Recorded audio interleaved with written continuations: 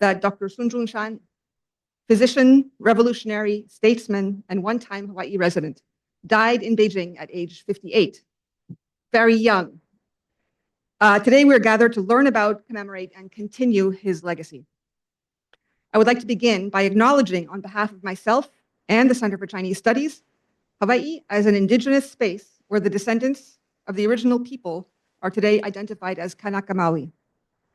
The Aina on which we gather is located in the Ahupua'a of Waikiki, in the Moku of Kona, on the Mokupuni of Oahu, in the Pai'aina of Hawaii. I recognize that Her Majesty Queen Liliuokalani yielded the Hawaiian Kingdom and these territories under duress and protest to the United States to avoid the bloodshed of her people.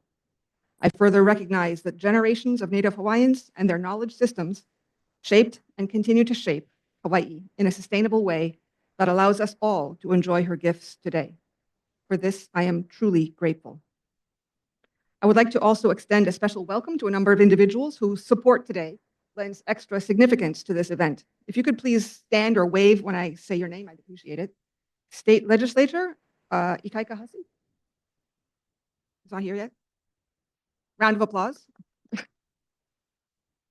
Dr. Sun Yat-sen Hawaii Foundation Vice President Yen Chun. Dr. Sun Yat-sen Hawaii Foundation Board members Lee Wai-du, Cindy Ning, and Joanne Tachibana. U.S.-China People's Friendship Association Honolulu Chapter President and Hawaii Sub-Region President Vernon Ching. U.S.-China People's Friendship Association Western Region President Francis Gu. Executive Vice President of the Chinese Chamber of Commerce of Hawaii, Sunny Zhang. Longtime supporter of the Center for Chinese Studies, Nancy Whitman. You here, Nancy? University of Hawaii librarian, Clem Guthrow. And the provost of the University of Hawaii at Manoa, Michael Bruno. Thank you all for joining us today. I would also like to convey the wishes of 3 individuals who, due to other commitments, were not able to join us here today. Hawaii Governor Josh Green, the Dean of College of Arts, Languages, and Letters, Peter Arnade, and the Dean of the College of Social Sciences, Denise Conan. All 3 have asked me to convey their best wishes for a successful event.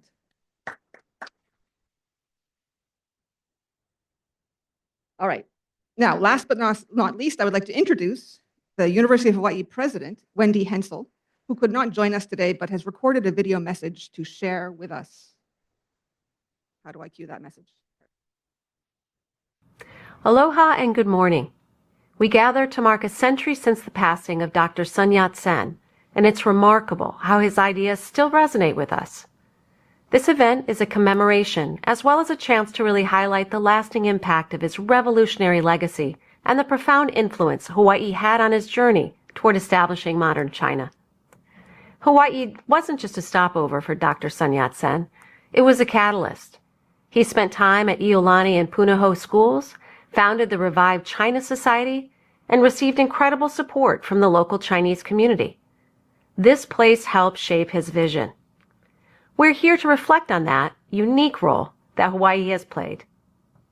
The theme, Hawaii and Sun Yat-sen, a legacy of revolution, promise for the future, and roadmap for global connections, really captures how we're looking back in appreciation and we're looking forward to building on the foundation Dr. Sun Yat-sen raised so long ago. We're facing some pretty complex challenges these days: social justice, environmental issues, economic disparities, and many more.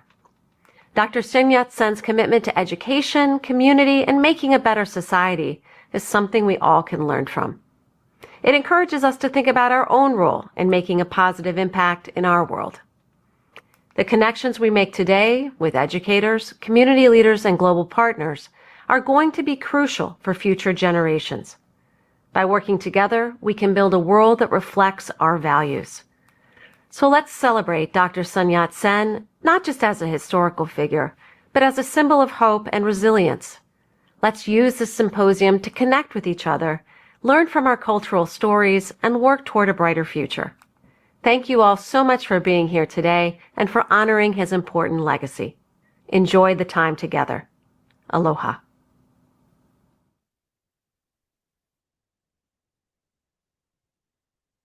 Thank you, President Hensel. Next, I'd like to introduce Dr. Mingbao Yu Mingbao, Director of the Center for Chinese Studies and host of today's event. Dr. Yu is a associate professor in the Department of East Asian Languages and Literatures. She's published widely on modern and contemporary Chinese literature, film, and culture. Her research interests are literary theory and criticism, film studies, feminism, Chinese cultural studies, exile, and diasporic Chinese writings. Please join me in welcoming Dr. Yu to the podium.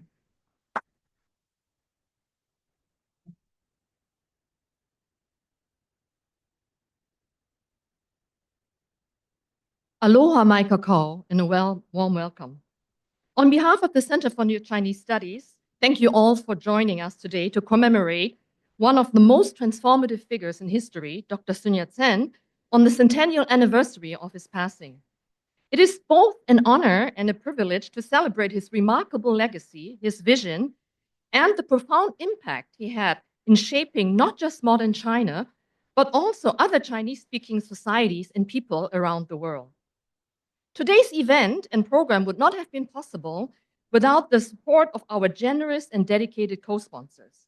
A heartfelt thanks to the Sun Yat-sen Foundation, the U.S.-China Friendship Association, the Chinese Chamber of Commerce, Punahou and Iolani schools for sharing their Sun Yat-sen videos that we will see later, and the UH Manoa College of Education, the Departments of Asian Studies, History, Sociology, and of course the Center for Korean Studies for letting us hold our event in their beautiful building. We truly appreciate and value the collaboration and contributions from you all. A special thanks, of course, must go to the planning committee for today's event that includes CCS faculty Shauna Brown, Bao Yancheng in the back, Ling Le, Ivan Wen, who's not here, and Ivan Wen, and of course the CCS team that includes CCS Associate Director Zhang Li, Academic Support Specialist Adriana Choi, and Jessie Shan behind the screen. And of course, our student volunteers for all their hard work and diligence. Last but not least, mahalo to CCS faculty Kathy Clayton, hiding over there, for being our gracious MC today. As we reflect on Dr. Sun's life, his tireless efforts to bring about political reform, and his enduring belief in education and unity, we are reminded of the timeless principles that continue to inspire generations today. To echo President Hensel's sentiments you've just heard in her welcome message, this is an important day for remembrance, reflection, and the renewal of a collective hope for a brighter future. Our symposium title, A Legacy of Revolution, Promise for the Future, and a Roadmap for Global Connection, promises to do precisely that. And I would like to thank our speakers today who are joining us either in person from UC Santa Barbara and our own campus, or virtually from the University of South Pacific in Suva and Peking University and Guangdong Provincial Academy of the Social Sciences. It remains for me to wish you all a stimulating afternoon, and feel free to visit the Sun Yat-sen exhibition at the Hamilton Library afterwards that was curated by CCS faculty and Chinese librarian Dong Yunyi. And now, it's my great pleasure to introduce a distinguished leader who plays a key role in advancing education here at the University of Hawaii. Please join me in welcoming Dr. Michael Bruno, Provost of the University of Hawaii at Manoa.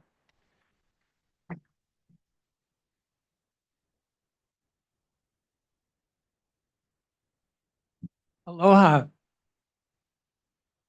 So on behalf of the faculty, students, and staff here at University of Hawaii at Manoa, it's really my honor and privilege to welcome you to this important event, and I must say a very timely event. In fact, it was very touching for me to hear the words China and friendship mentioned together in a sentence several times here. We here at Manoa, we do not lose sight of the fact that we function as a very important bridge between East and West and among cultures. And it's wonderful that we are here in the beautiful Center for Korean Studies hosting a conference being run by the Center for Chinese Studies. We are one of the most diverse campuses in the United States. We intend to stay that way. We are committed to upholding our diversity. You can applaud. That's we are and will remain strongly committed to diversity and inclusion, equity, and excellence, and to partnership across the Pacific region, which is in our strategic plan, will remain in our strategic plan as one of our primary reasons for existence, is to serve as that bridge across nations, across cultures and languages. So I know we'll hear more about Dr. Sun's legacy, but to me it is striking and fitting that, as is said here, we know that Hawaii changes people, and I'm interested in hearing some of that story. And with that, I'll let you get on with your conference. Thank you and welcome.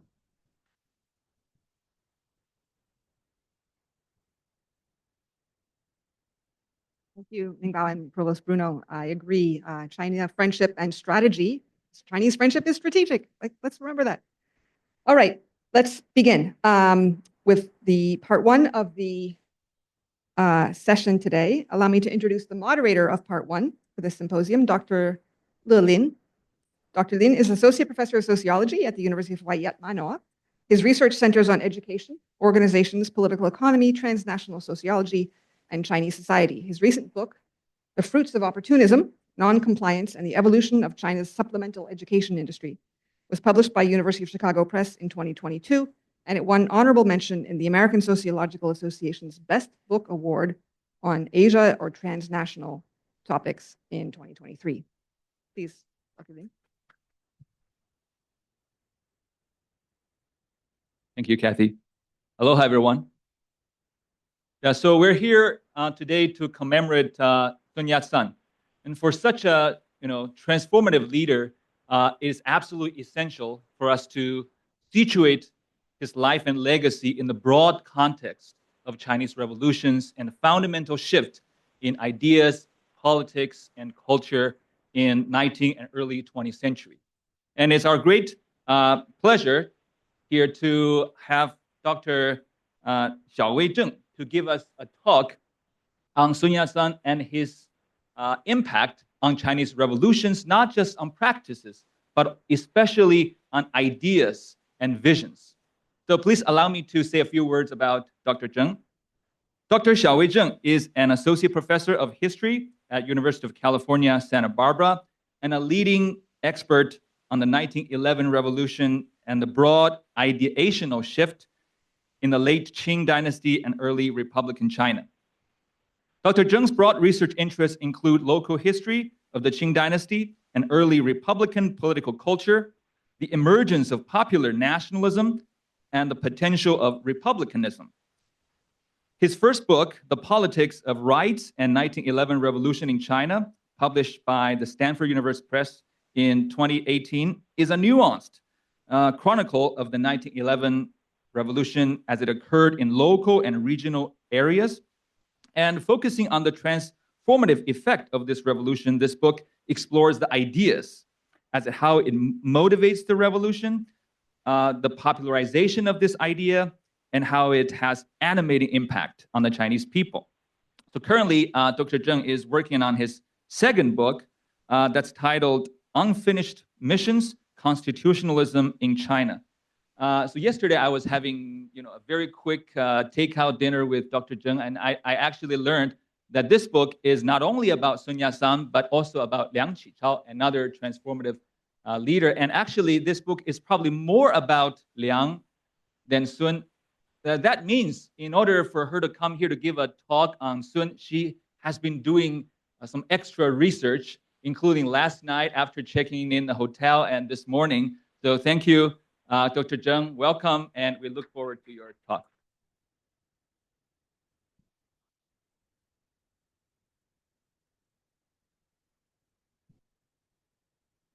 So hello, everyone. So can you hear me, people? Okay. So I need to get used to this Mac. Yeah. I'm really humbled to be here, even though Santa Barbara seems to be not so far away. I actually traveled a very long time. Yeah. So my own research actually was about Liang Qichao, the arch enemy of Dr. Sun Yat-sen. So I took this opportunity to do some learning and research. And I realized that the reformers and revolutionaries in China actually shared a lot of ideas. So for a very long time, Dr. Sun was considered a practitioner of revolution. People looked down upon his intellectual ideas. So in this talk, I want to challenge that perspective. And I want to explore the intellectual history aspects of his life. I feel this is somehow, it's a delay. Okay. So today's talk's title is Sun Yat-sen, a thinker of Chinese Revolution. As I said, Dr. Sun, the founder father of the Chinese Republic, was often regarded as a practitioner of the Chinese Revolution. While constantly taking up revolutionary actions, Dr. Sun was also an important thinker and a visionary of Chinese Revolution and the Chinese Republic that the revolution aimed to create. So I will be talking about the intellectual aspects of Dr. Sun's life.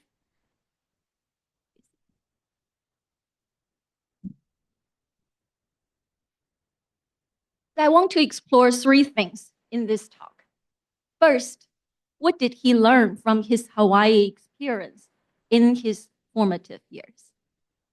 And I located three important things: Christianity, American politics and political theories, and also, strangely, Chinese learning as well.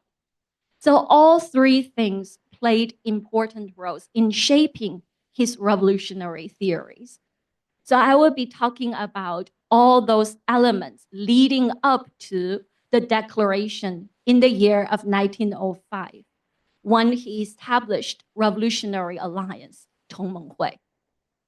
Additionally, I want to talk about how should we gauge and understand Dr. Sun's impact and legacy in a broader sense. Many people focus on this fact that he was not in China when the 1911 revolution took place. He actually came back to Shanghai on December 25th, Christmas Day, when the revolution already took place. So by that time, 14 Chinese provinces had already declared independence from the Qing. So how should we engage his legacy and how should we think about his revolutionary ideas beyond the fact that he was not there? So this is the structure of my talk. Of course, we know he became a world-famous revolutionary because of this book, Kidnapped in London, published in 1896.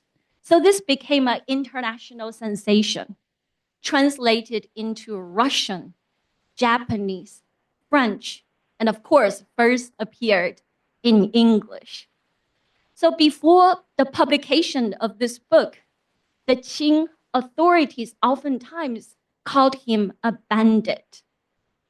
But after all the Westerners talking about him as a revolutionary leader.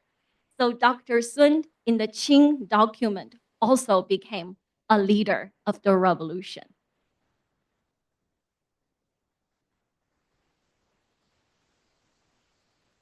So, as I said, I want to locate the three important elements that his Hawaii experience gave him. In the year of 1879, he was 14 years old. That's by Chinese counting. He was actually 13 years old. He came to the Hawaii island.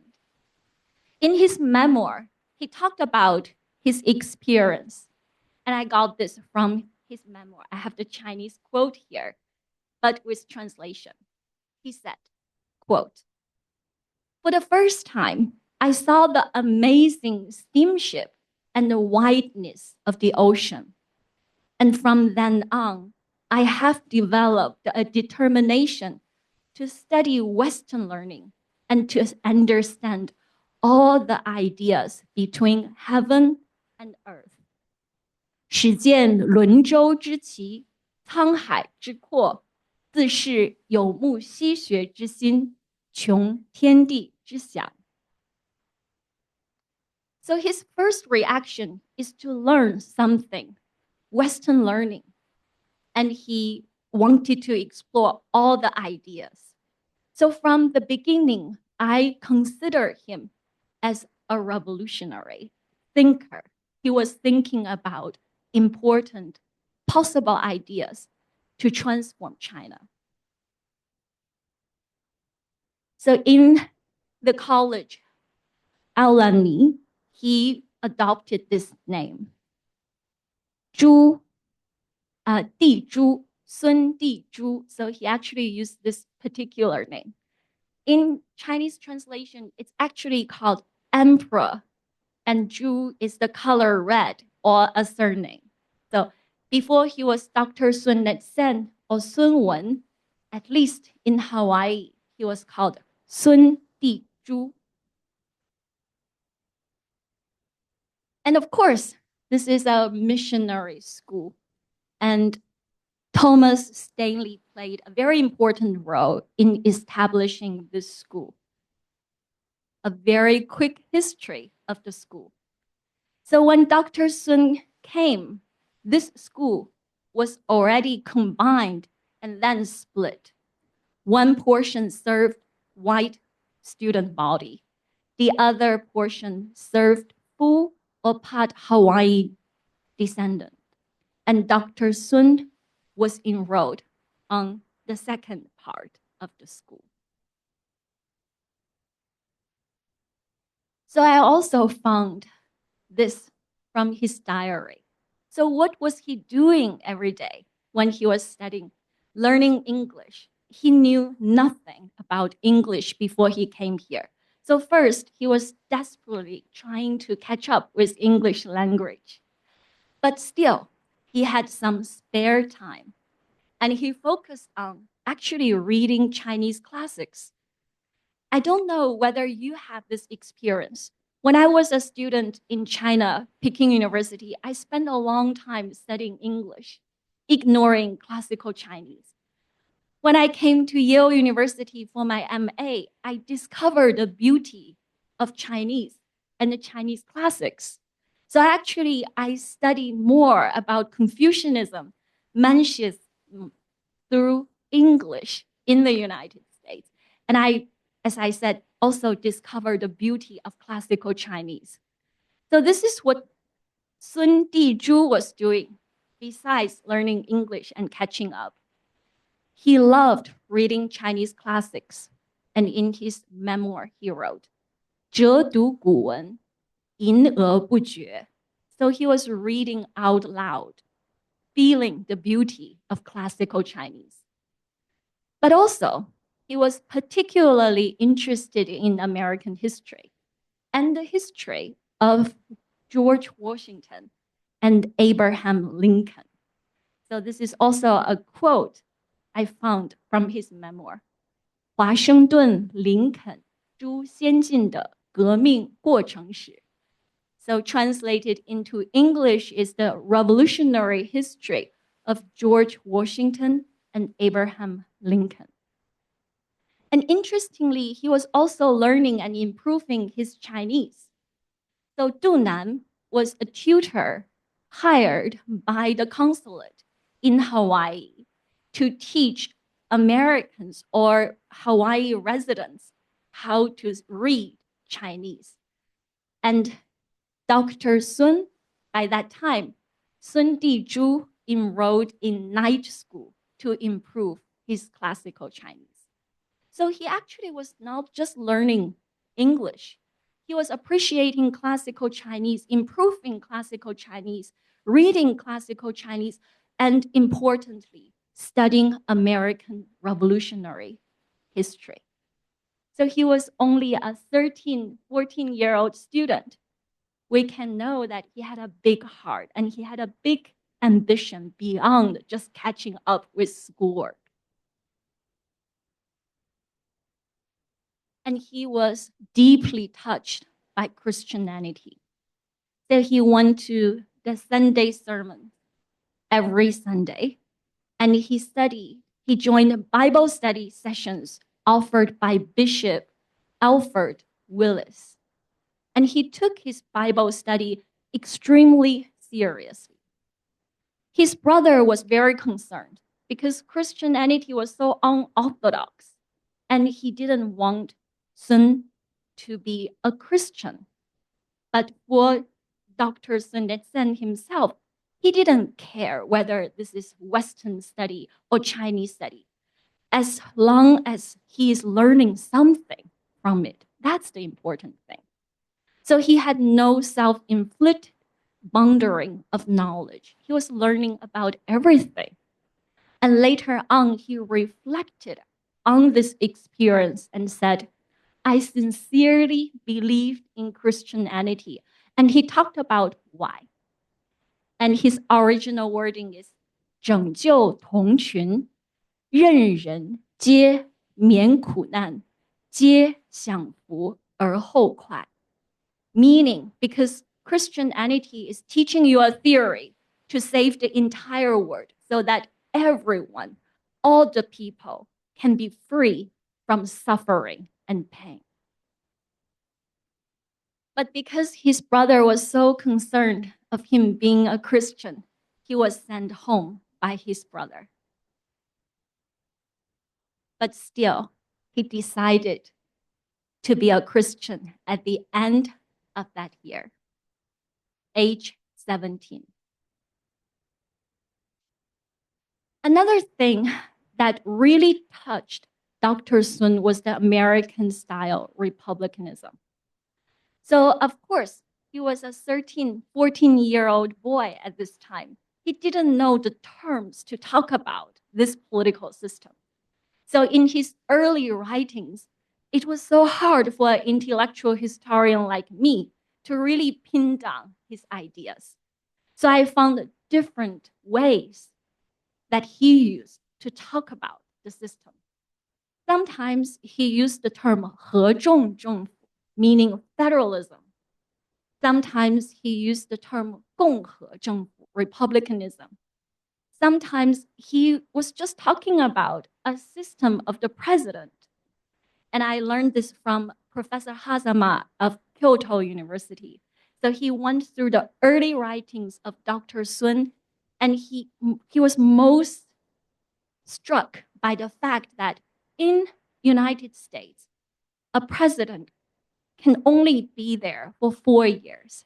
But in China, an emperor can be there eternally, as long as he lived. So he kept talking about this idea. And this is why George Washington was his biggest hero.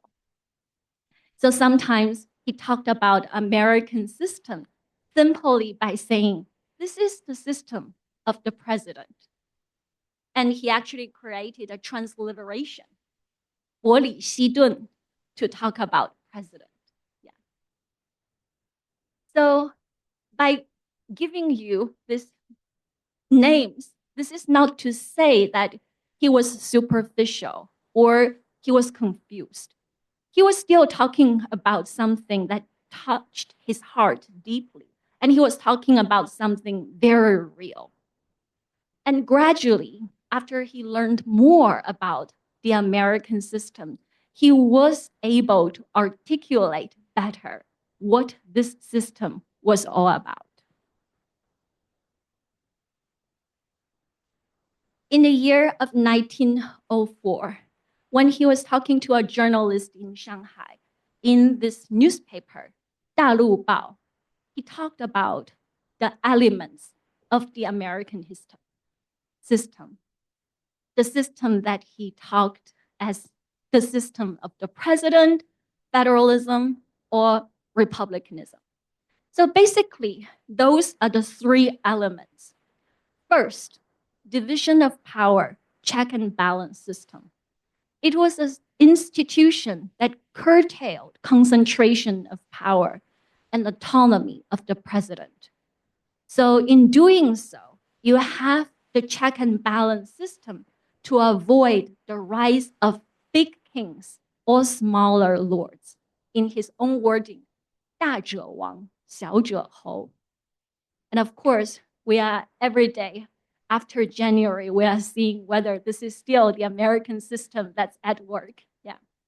But for him, check and balance system, this is the most important salient element of the American political system. The second thing is rule of law. He kept talking about things were so orderly in Hawaii, but things were so chaotic in China. Even on that trip, he was visiting Hawaii, and when he was going home, he had to put up with briberies. He had to submit briberies in order to go home safely. And he wrote a small piece after that trip saying that China need rule of law. So this is something he was talking about. And the third element he believed was the self-government. That's the American political system. So as I said, he was not systematically trained as a political philosopher. So he wouldn't stick to the accurate terms to talk about this system. But it doesn't matter, in my opinion. What matters is the important substance and elements that he identified with that system. And he incorporated all those in the Declaration of Tongmenghui, Revolutionary Alliance. Another American writer that touched his heart was Henry George. So we all know that he was talking a kind of socialism in the year of 1905. And this was mainly Henry George's idea. You have to nationalize land to really reduce inequality. So maybe in today's terminology, we wouldn't use the term socialism anymore. There's a new term, Georgianism, to talk about this particular idea. But his idea about 民生, people's well-being, is you have to have a sense of equality in property holding so that people can really have rights, equal political rights. So for him, economic equality and political rights are connected, are deeply connected. And this is an American political philosopher too. And I want to say that the three things that I identified in his Hawaii experience played very important roles in his later life. First, after he went back to China, his first group of supporters of the revolution in Canton and in Hong Kong were Chinese Christians. They actually established a society and they gave regulations how Chinese Christians should behave. They should have not only personal morality, but a sense of community, a sense, a consciousness to build up the nation. So his first group of supporters in Canton, in Hong Kong, Chinese Christians. And it's because he learned something about that here in Hawaii. When he was in England, he was helped tremendously by Christians in London. They actually engineered this entire plan to save him. And in Japan, when he was competing with Liang Qichao for resources, he relied upon Chinese Christians in Japan. And he made a lot of Christian friends when he was in England. Some of the Japanese friends he connected later that he met in England was through those Christian connections. And another thing is the Chinese classics. As I said, he actually learned a lot more about the Chinese classics compared to the time he was in China before this point. If you know something about his background, he came from a poor family before his brother became wealthy in Hawaii. So he actually didn't have a good classical Chinese education. So he was self-learning. He was doing that when he was taking English classes here. And he was also learning that from the Chinese tutor. So two important elements were added to the check and balance system that he was talking about, the American system. And those two elements came from Chinese tradition. The first element in Chinese is called 考试权, meaning when you select civil servants, they have to pass a certain kind of examination. And we all know the civil service examination system in China, 科举 system. And he said, even for the future Chinese Republic, the government should have this power to give exams and to make sure the civil servants serving the government are of good quality. So this is something he actually took from the Chinese tradition. Another thing he took from the Chinese tradition is this auditor general. And this was from the Chinese political system. Oftentimes, you have one governor general, but the emperor also sent a commissioner to check on the power of the governor general. And he said, actually, the central government should be having this power too, to constantly test whether officials serving the government were of good quality, whether they were corrupt or not. And this was something he took from the Chinese system as well. So his constitution was not the 3 branches of power, but 5 branches of power. There was a different department of examination so that you select good civil servants for the government. And there is another department to control, to test, to supervise the civil servants. And that's the 监察权. And both came from his reading of Chinese history. So this is the moment when he established Revolutionary Alliance or 同盟会 in Tokyo. This is his slogan. To repel the northern barbarians, meaning the Manchus, to revive the Chinese. Yeah, that's racial nationalism. And that's why Liang Qichao, who actually was also an important intellectual, really didn't like Sun's idea about killing the Manchus.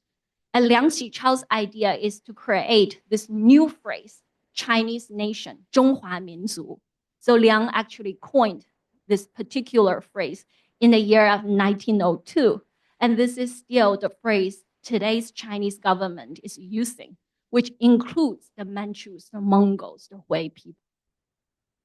And to establish a republic. And for him, this republic is the American style republic.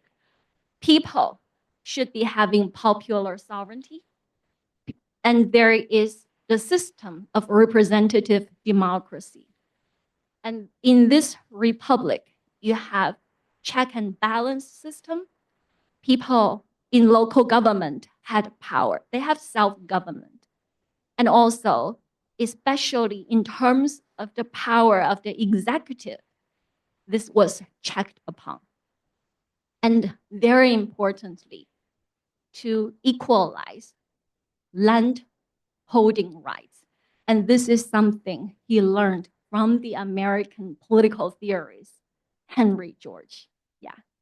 So I do think if we examine this most important declaration of his revolutionary alliance, we can identify elements that were important in Sun's thinking. But all those elements first appeared in his experience in Hawaii. So how do we understand Dr. Sun's impact and legacy more broadly? Actually, as I said, I was a Liang Qichao scholar. So I was very upset by the fact that the reformers group were not talked about the 1911 revolution. So in my introduction of the book, I had a whole chapter about Dr. Sun was not in China when the revolution happened. This is what happened in Sichuan. This is what happened in Jiangsu. And we don't see his group there. But if we view history beyond this narrow lens, political history's perspective, and if we view history from an intellectual history perspective, we actually can see a lot of resonance of his thinking and the thinking of the revolutionaries on the ground in the year of 1911. So my previous book was about Liang's idea of popular sovereignty. He also used the term 民权, and it is popular sovereignty. And Sun Yat-sen, when he was talking about the three people's principle, the first one was also 民权. It was also popular sovereignty. So this is the pain of studying intellectual history. You need to know what people were thinking at that time and then translate those terms in contemporary American English to make sense of those terms in front of my public. So I see the most important thing in the 1911 revolution, the biggest transformation in the 1911 revolution is the establishment of popular sovereignty as the new legitimacy for China. And that's the beginning of modern China. So as a Liang Qichao expert, I think I will be writing about Dr. Sun, and I'm so grateful for this opportunity. I read more primary sources. I explored his early stage of thinking, and I saw a lot of resonance and connections. And they both think the people should be stakeholders in the polity. And that's the idea of popular sovereignty. Thank you so much.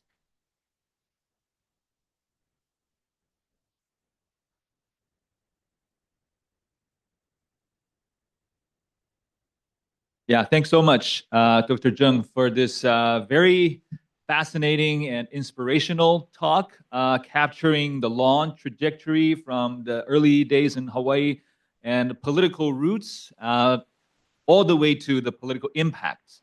So now let's open the floor for questions, both in person, and we also have some online audience for questions. Yeah, please.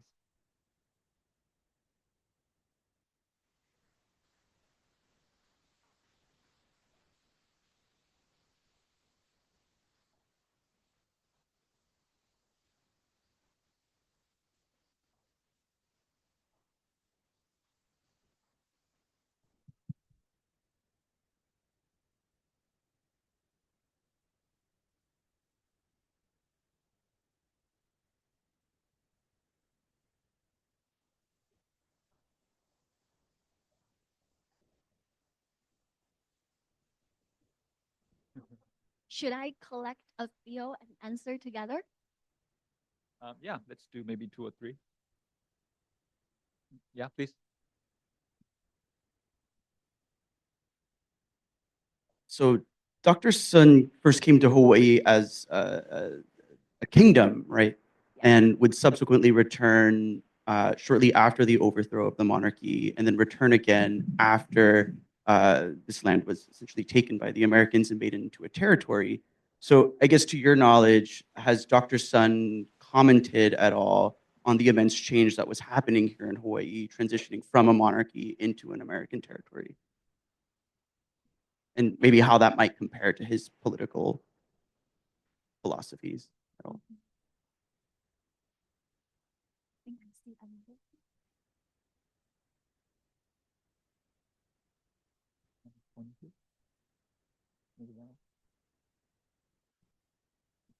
Thank you. I'm also a student here, and I wanted to know if you could say a little bit about how we go from 民权 to 民主, if you know. Thank you. Okay, I think I got 3 excellent questions. First, the question about law. I don't think he systematically understood the traditional Chinese law. So there is something very different in law studying in imperial China. This is the profession of the real professionals. So you have those legal families, Songshi family, or Muyou family. They were specializing in the study of law generations after generations. So I think a layman would not really understand the nitty-gritty details of the Chinese legal system. And what is interesting here is he also read about the Chinese legal system through Westerners' eyes. There's an excellent book about this, Chinese law in, I think it's called A Foreigner's Eyes. So because he got his basic education about politics, about legal system in the United States, that's his limitation. So through the Western eyes, then China's legal system was a joke. And they emphasized the cruelty in the legal system. They talked a lot about that. Of course, this was a mischaracterization of the Chinese legal system, but this was the prevailing vision about the Chinese law. And sadly, this is the version he studied. And I don't think he actually went back to the nitty-gritty details about the Chinese law to challenge this Western perspective. What is so important about this Western perspective is they kept talking about China being a despotic country. So this idea, despotism, was very important in Western understanding of the Chinese law. So from a revolutionary's perspective, this gave him more evidence why I need a Western-style political system. But he was not a scholar. Even Liang Qichao was not a scholar. Yeah. So that's my answer to the law question. And to the question about 民主, this was on my mind. Okay. How far back should I go? So I even run to write something down. So this is the interesting thing about Chinese language. One character, one meaning. So the sun, you have one character. The moon, you have one character. But in modern day Chinese, we have all those 2 character terms.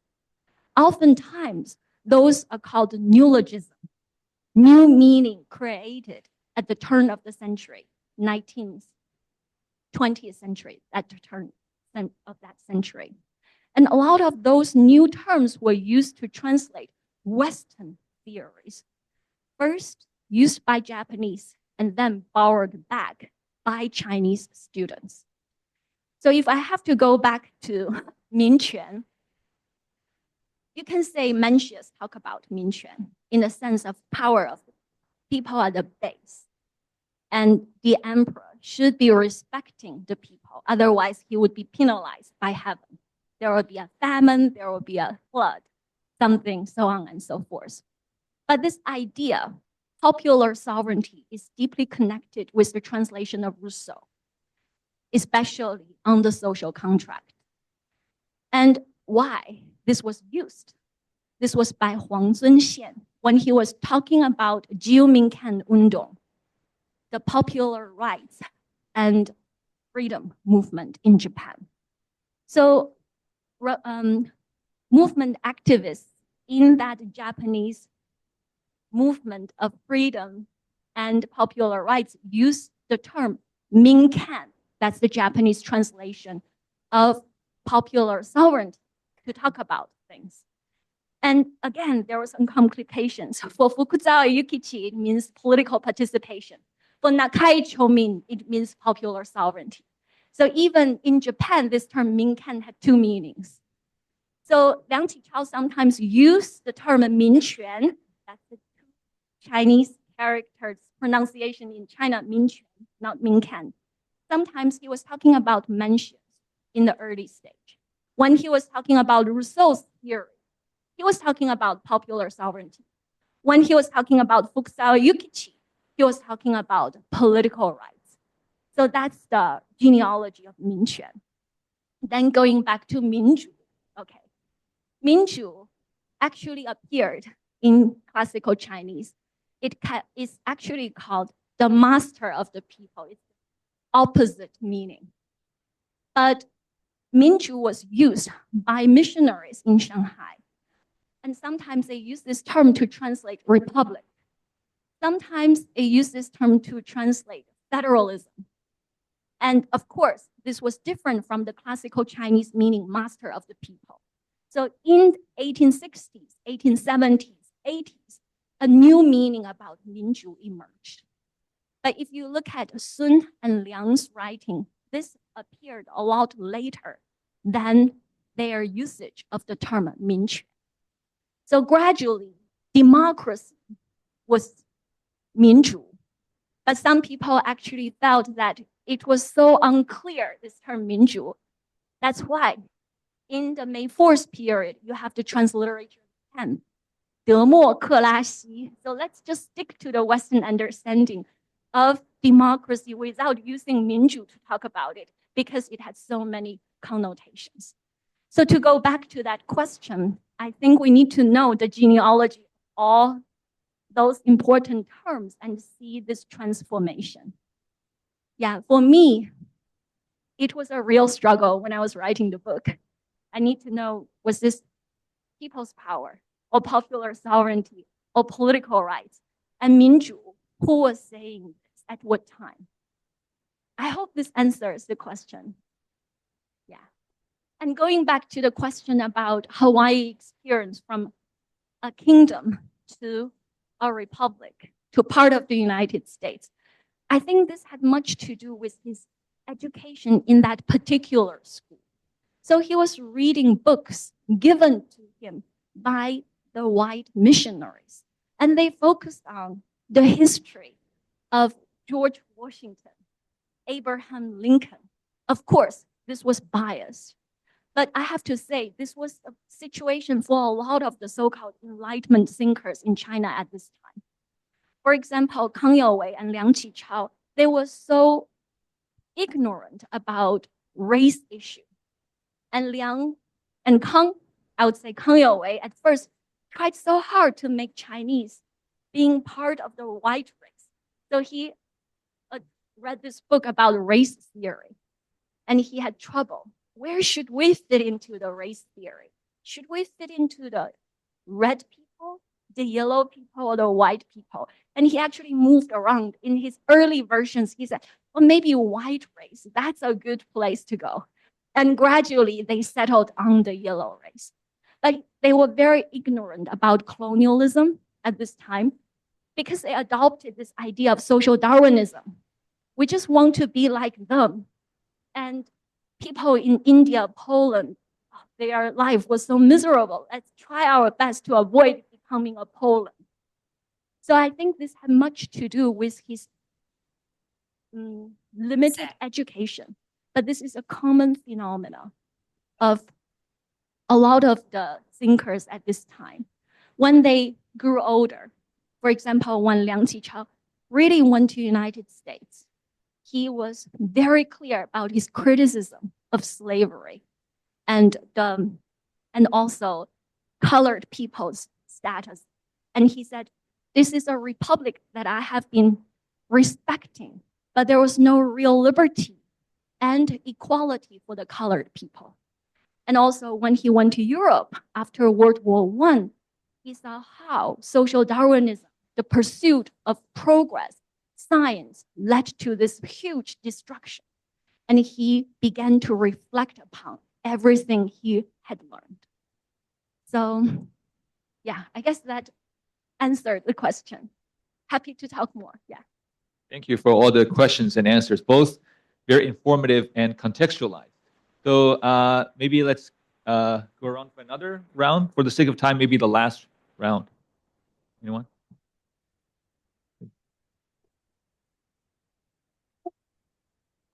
Why was Christianity so important to Dr. Sun Yat-sen? And does it go deeper than the teachings of Christianity, or does it mean something else?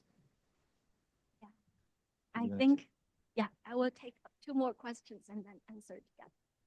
This is a tough question, but I also went to a Chinese Christian church for 5 years. So maybe I can tell you a bit more. Yeah. Okay. Anyone else?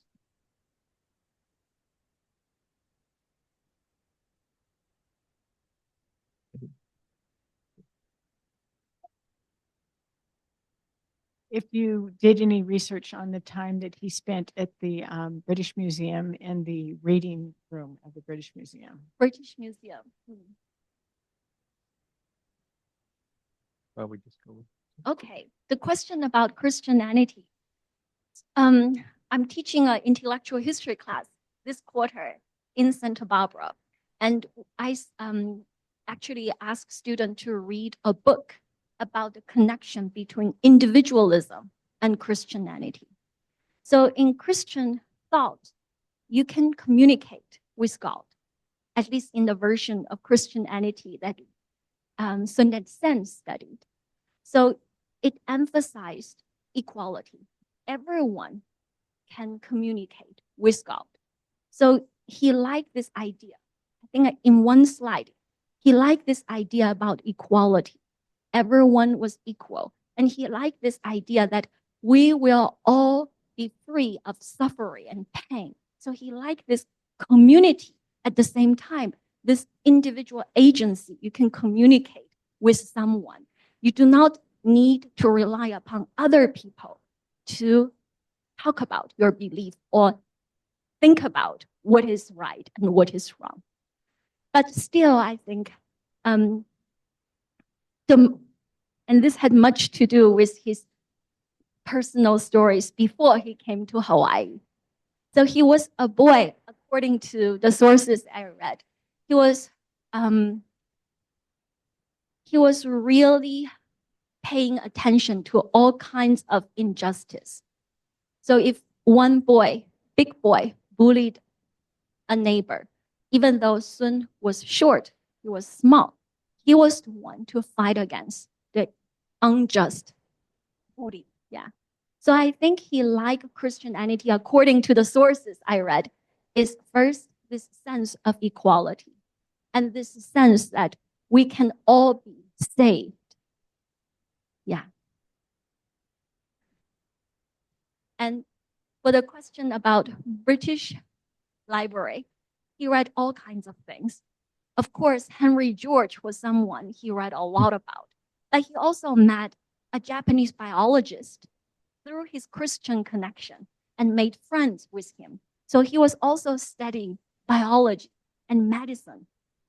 There was one evidence saying that he was also reading Karl Marx, but I haven't seen more evidence about that particular mention. So he might be also reading Marx as well. So his idea about socialism, this quotation mark, came at an early age. This idea that you can only have real rights if you are not too unequal. So for him, this deep connection between economic right and political right was formulated at a very early stage for Sun Yat-sen. And I'm saying this is also because not many people were thinking in this way. Liang Qichao, for example, he felt the most important thing for China is to develop. And he felt that we need to make more wealth first before we should worry about the issue of distribution. But this was not Sun's idea. And of course, this had much to do with his early childhood experience. He came from a family that was struggling. So I guess he was doing a lot of reading, biology, medicine, social theory. He was reading revolutionaries in Europe as well, but he mentioned Henry George a lot. Yeah.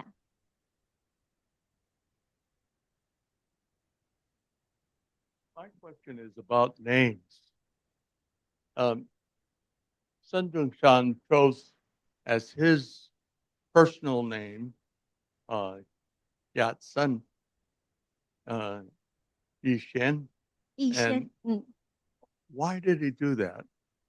And what is the significance of that name?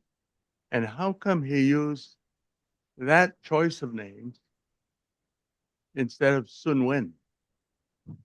And what other person chose the name Sun Yat? Or because one of the Americans that started aviation, he chose the name given by his father,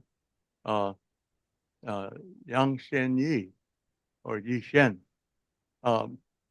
And is there anyone else that had such a name? Thank you for this question. Such an excellent question. Actually, Sun was called different names in different countries. In China, he is called Sun Zhongshan, and there are about 575 Zhongshan roads in China. All of them are main commercial roads and in the main cities. The most important one being the one in Nanjing. So Zhongshan is his name in China, and Zhongshan is the name for him in Taiwan too. So in Japan, he was actually called Sun Wen. So that's how the Japanese were talking about him at that time. But in English-speaking world, in the West, he was called Sun Yat-sen. I think it had much to do with how he was first addressed in that particular country, in that particular language. For example, he's famous, kidnapped in London. He was Sun Yat-sen. That's why in the English word, he was Sun Yat-sen. But when he was first interacting with people in Japan, people called him Sun Wen. And in today's Japanese scholarship, he's still called Sun Wen. Zhongshan is the name he chose. That's why in China, people use the name Zhongshan. So I think it has more to do with scholarship and reception than with his choice. Yeah.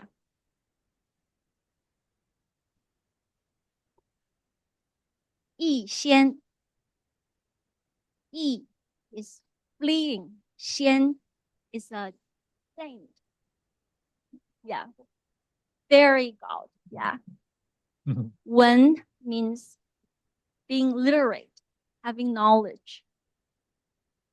Zhongshan is I think there's a better that Zhongshan Jiao. Yama. So he was also having a Japanese name, Nakayama. Nakayama. Yeah.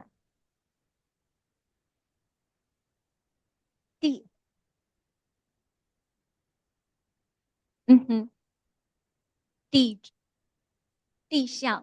So I think, okay, I think that may had something to do with mistakes. Many Chinese people got a slightly different name when they passed immigration. I know two of my friends actually got that, but that's a name his mother kept calling him.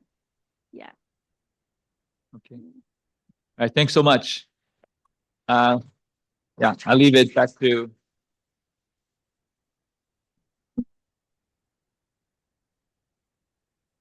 Want to respect popular sovereignty and the will of the people who want coffee, I'm sure. But first, let's take a group photo. I'd like to introduce our team. Excuse me, I'm sorry, I don't remember their names. We'd like to thank our student film crew. We have Will Sato and Kainoa Kaeha. Thank you. Can you organize us for a group photo? Could you do that for us? Thanks. Come on up front, maybe, or.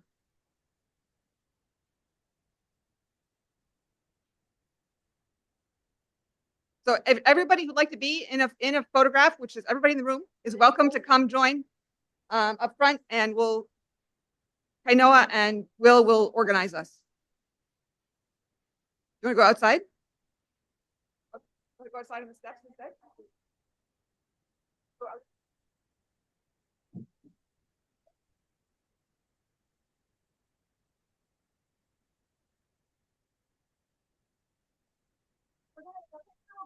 Outside on the step of the building.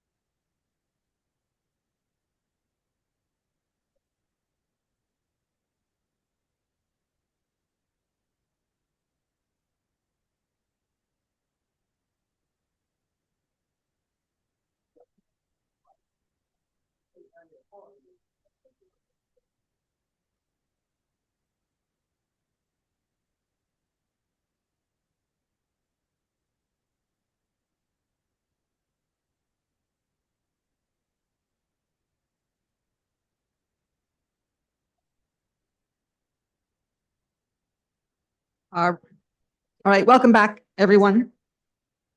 I hope you had a refreshing break.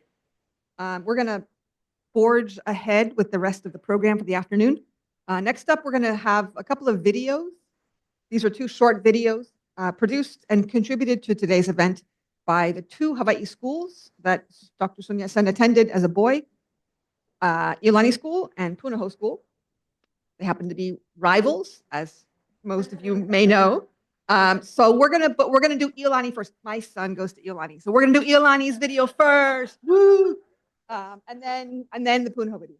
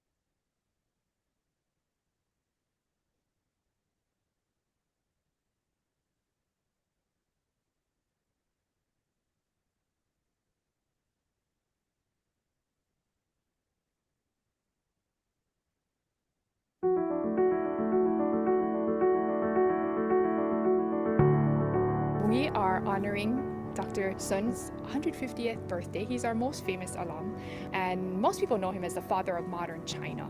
And in his time here, he came here as a young teenager. He came to Iolani School, and while he was here, he learned about Christianity, and he also learned about Western thinking.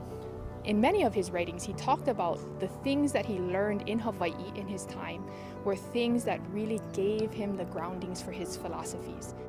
Current knowledge puts his attendance at Iolani School at 1879 to 1882. While he was here, Dr. Sun was introduced to a variety of Western thinking. Alumni recall that he began to ask questions such as, why should everyone have to do something just because one person said so? And so we see his ideas about government for all people beginning to form. So after Dr. Sun Yat-sen time here in Hawaii, he went on to lead the resistance that would eventually in 1911 overthrow dynastic rule in China. He becomes the first provincial president, and that is how he gets his name of the father of modern China. So in honor of Dr. Sun Yat-sen's 150th birthday anniversary, the school will be having week-long celebrations, including talks in chapel for the older students, and a special lei draping at our on-campus statue. We had an alumnus family give a gift of a placard that had a saying of Dr. Sun's. Our royal societies came to be part of this because they honor our ali'i, our kings and queens from the time of the Hawaiian Kingdom. And interestingly, he actually won a second place English Grammar Award, and it was pinned on him by King Kalakaua at the time. And then we had other distinguished guests who were here to honor Dr. Sun. And so we had Oli. Oli is another form of ho'okupu, or gift giving, the gift of song and the gift of chant. To ho'ohiva is the word, to glorify someone. So this whole week we are open to students, faculty, and the community to come in and view our Sun Yat-sen special collection, which includes images, artifacts, and newspaper clippings related to Sun Yat-sen's time as a student here. One of his most famous sayings is, all things under the sky are for all of us. This notion that there is an equality among men, that we are all born equal under the Lord. We honor him because we believe that here is an industrious young man who came and made the most of his education. He learned English, of course, and he did a lot of the studies that our students do today, but he took that beyond our school and beyond Hawaii and really changed the world, and we hope our students aspire to the same.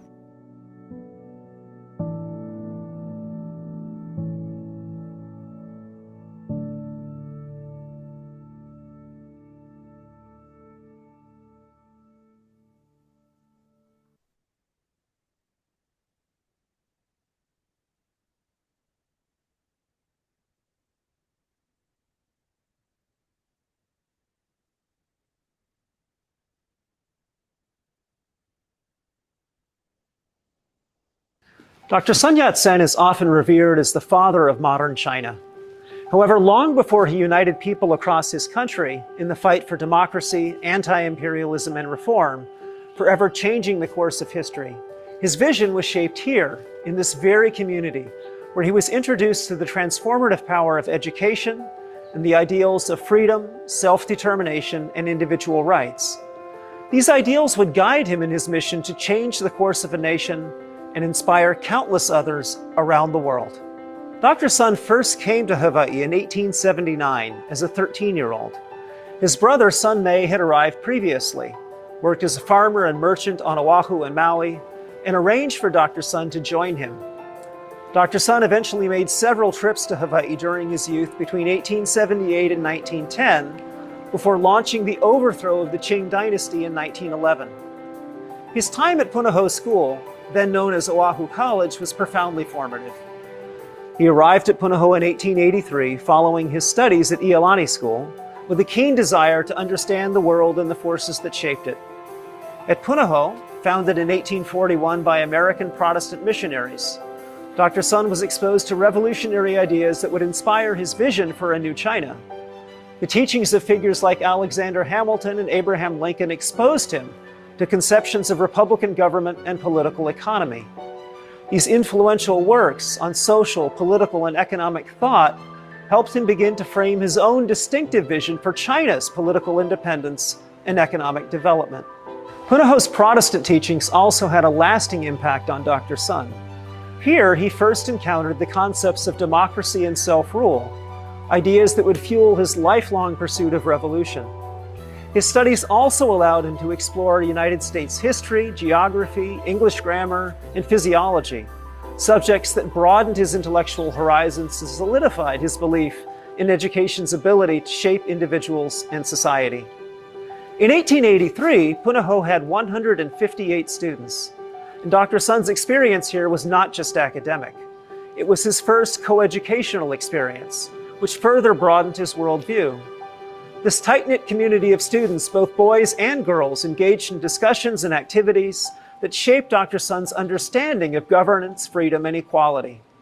His exposure to such an environment deepened his belief in the need for change and the power of education in achieving it. The support Dr. Sun received at Punahou was also pivotal.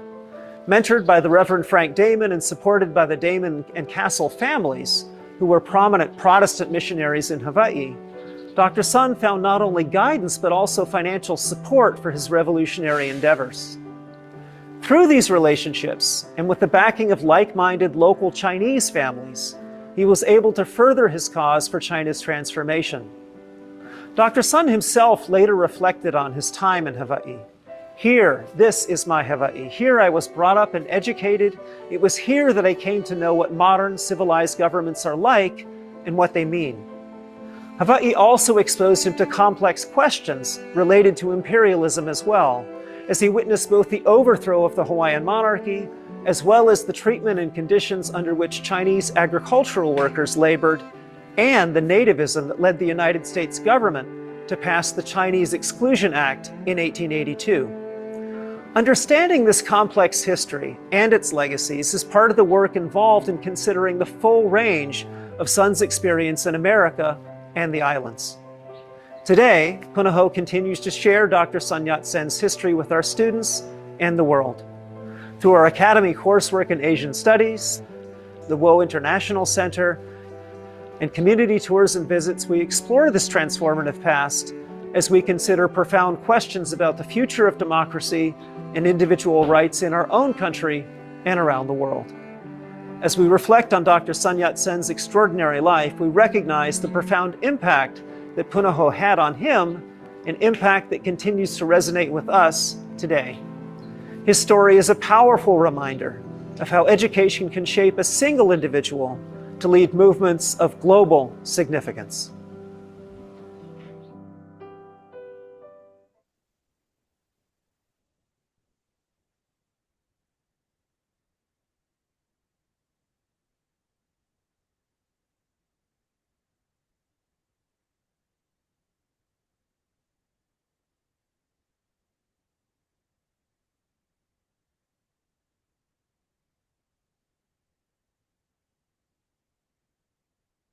thanks for those videos.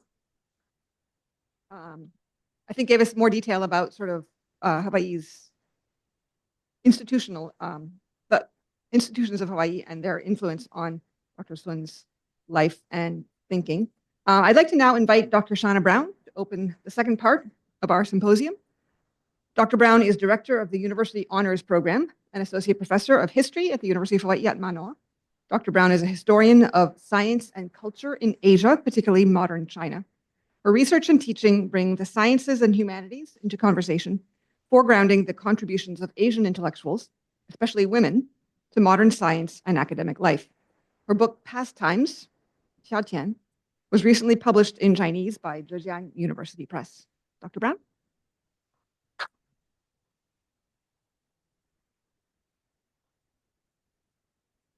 Thank you so much, Kathy, and thank everyone who's here in the audience to join us today on this wonderful symposium.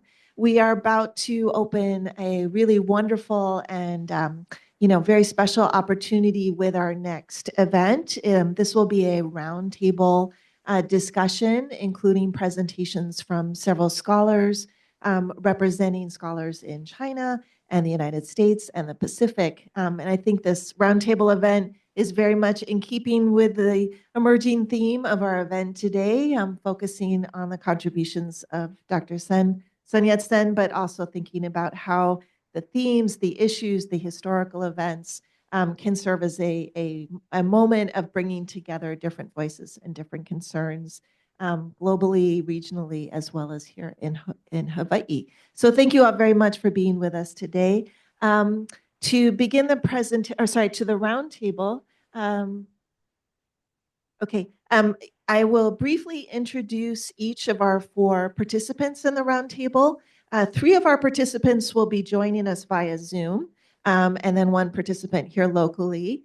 In order to kind of facilitate a really good and open dialogue, I will do what our previous speaker also did, namely we'll invite questions and comments after all the speakers have been able to share their presentations. And at that point, we warmly welcome all of you to ask questions and share your views as well. So I'll just quickly introduce our 4 speakers. And we're just really thrilled that we're able to include speakers from around from China as well as regionally here in Hawaii. Our first speaker today is going to be Professor Jinchao Zhang. Professor Zhang, Dr. Zhang, he is Deputy Director, Researcher, and PhD at the Institute of History, Guangdong Provincial Academy of Social Sciences, and an expert on Sun Yat-sen, including the history of Sun Yat-sen and the Republic of China. After Dr. Zhang gives a presentation, I will be thrilled to welcome Dr. Min Luo. Dr. Luo is a professor in the Department of History at Peking University and also Deputy Director of the Research Center for the History of the PROC. And I met Dr. Luo about 15 years ago at a conference in Berkeley. So it's wonderful to be able to be reacquainted with her in this venue today. Then we will welcome my colleague, John Rosa, Associate Professor in the Department of History. Yay, he's here with us today in person at UH Manoa, where he specializes in the history of modern Hawaii. Many of us are familiar with John's work, including his incredible book, Local Story, about the Masi Kahahavai case here in Hawaii. And finally, we will welcome Dr. Lawrence Gonshore. Dr. Gonshore is Senior Lecturer in Politics and International Affairs at the University of the South Pacific in Suva. And Dr. Gonshore is also a xiaoyou. He earned his PhD from the University of Hawaii in 2016, and he works on historical and contemporary governance and politics in Oceania. So please join me in welcoming all of our presenters in today's panel, and then we'll be glad to start with Dr. Zhang's presentation.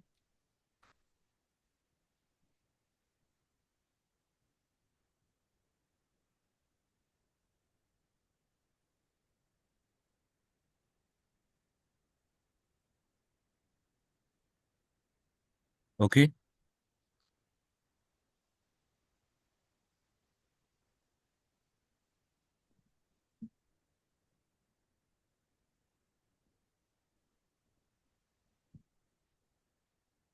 Hello? Hello, everyone. Thanks. My report title is Sun Yat-sen in the English language newspapers of Honolulu. The contents, three parts. Part 1, introduction of Honolulu's English newspapers. Part 2, contents of English reports during Sun Yat-sen's stay in Honolulu. Part 3, future outlook.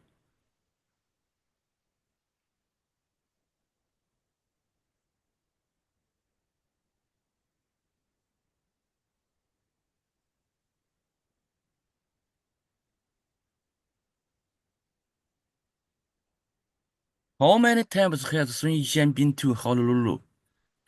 According to records, between May 1879 and May 1910, Sun Yat-sen to Honolulu 7 times due to personal, family, and revolutionary causes. The specific travels include the first visit, 1879 to 1883. The second visit, 1884 to 1885.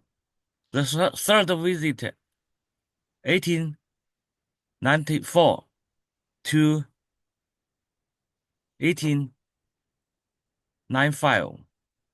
The fourth visit, 1895 to 1896. The fifth visit, 1901.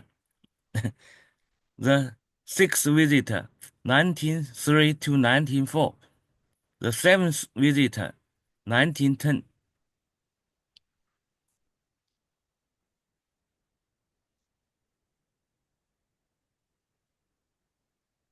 How is the Sun Yat-sen English newspaper?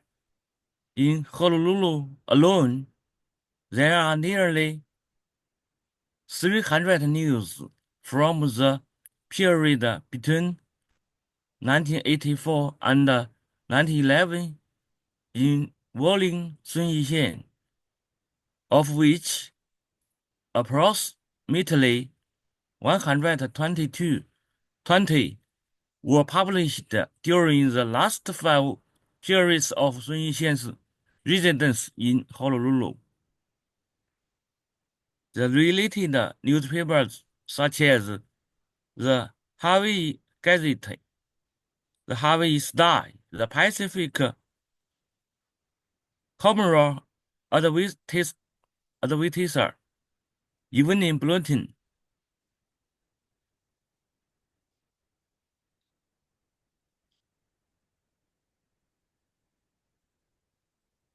Part 2, the counts of English reports during Sun Yat-sen stay in Honolulu.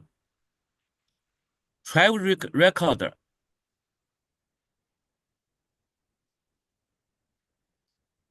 Honolulu English language press often has a special section for the port's passengers lists. Newspaper records have two advantages over traditional history materials. One can locate Sun Yat-sen activity time to a certain day or a certain moment. Two, can be associated with the identity of the traveler.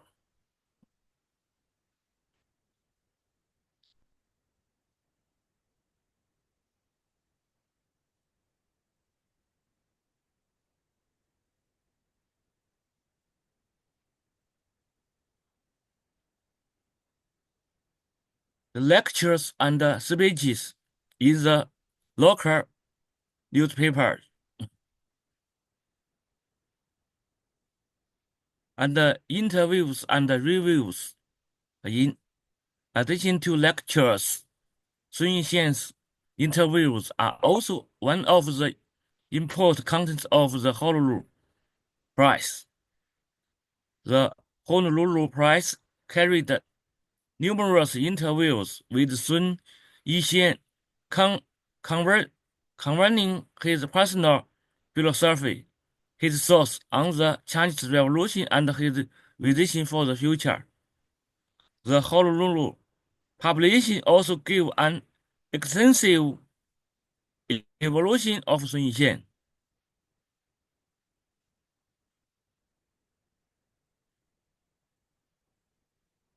Future outlook. The current study of Sun Yat-sen is facing a dual challenge. The Chinese activists in public institutions are almost exhausted. Well, the rich mine of historical materials contained in overseas newspapers and peer reviews has long been unexploited systematically. Thank you.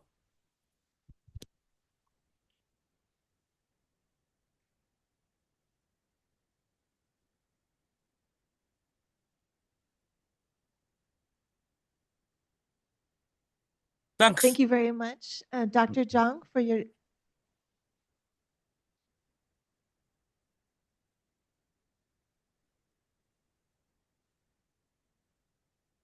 Oh, great. Thank you very much for your talk, Dr. Zhang. And we will we'll continue with the next presentation, and then the audience can ask questions after the presentations have concluded. But thank you very much for a very insightful and very thought-provoking presentation. Thank you. So next we will welcome Dr. Luo Min to give her presentation. Thank you very much. Thank you, Professor Brown. Can you hear me? Yes, we can hear you very well. Yeah, I will share my PPT.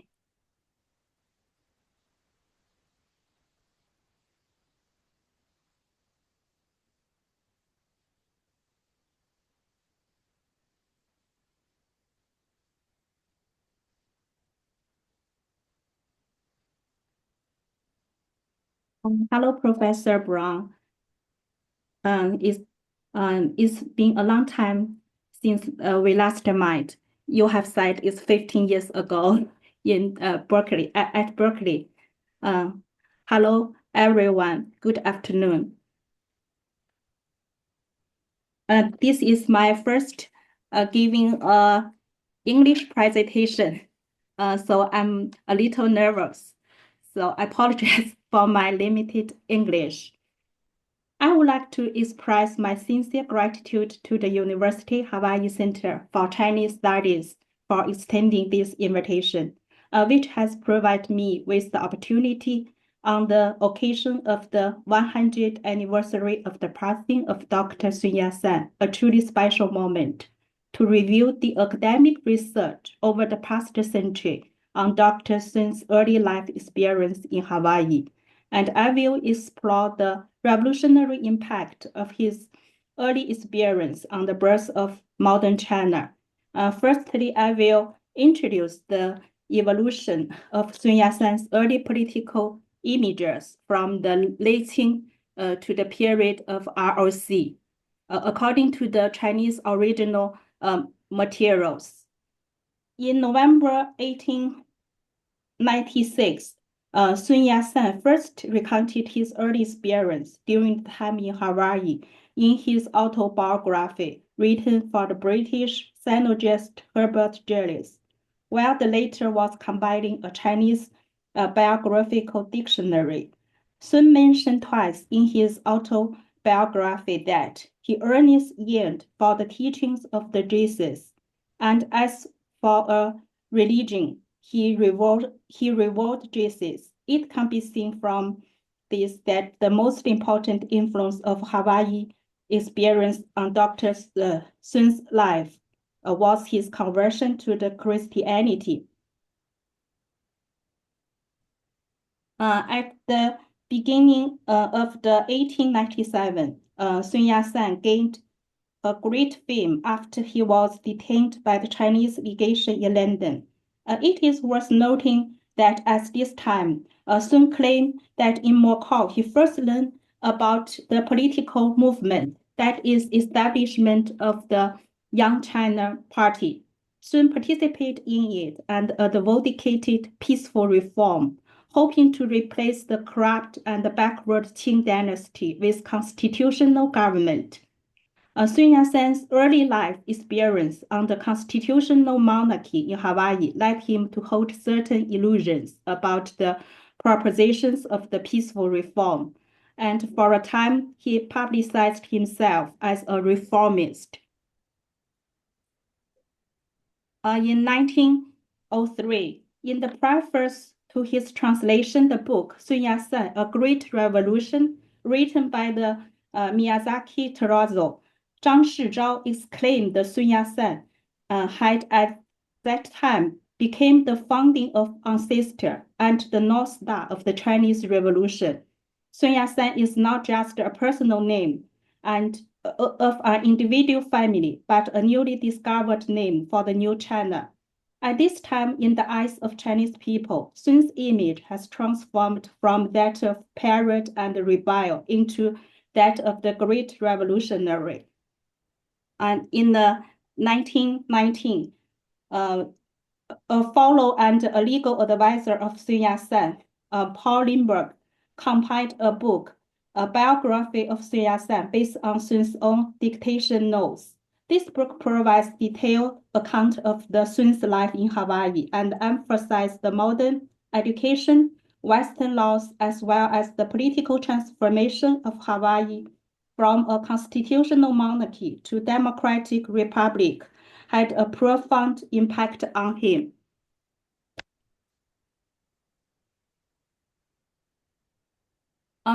For a long time, the academic community has mainly relied on historical materials, mainly consisting of Sun Yat-sen's own account to restore Sun's revolutionary experience in his early years.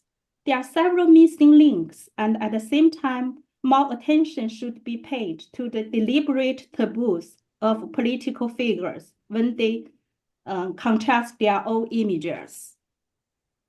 In recent years, overseas Chinese scholars represented by John Wang have successfully written several books of Sun's biography, such as the Sun Yat-sen Before the Age of 30, Sun Yat-sen's Revolution, the Bible, and the Book of Change.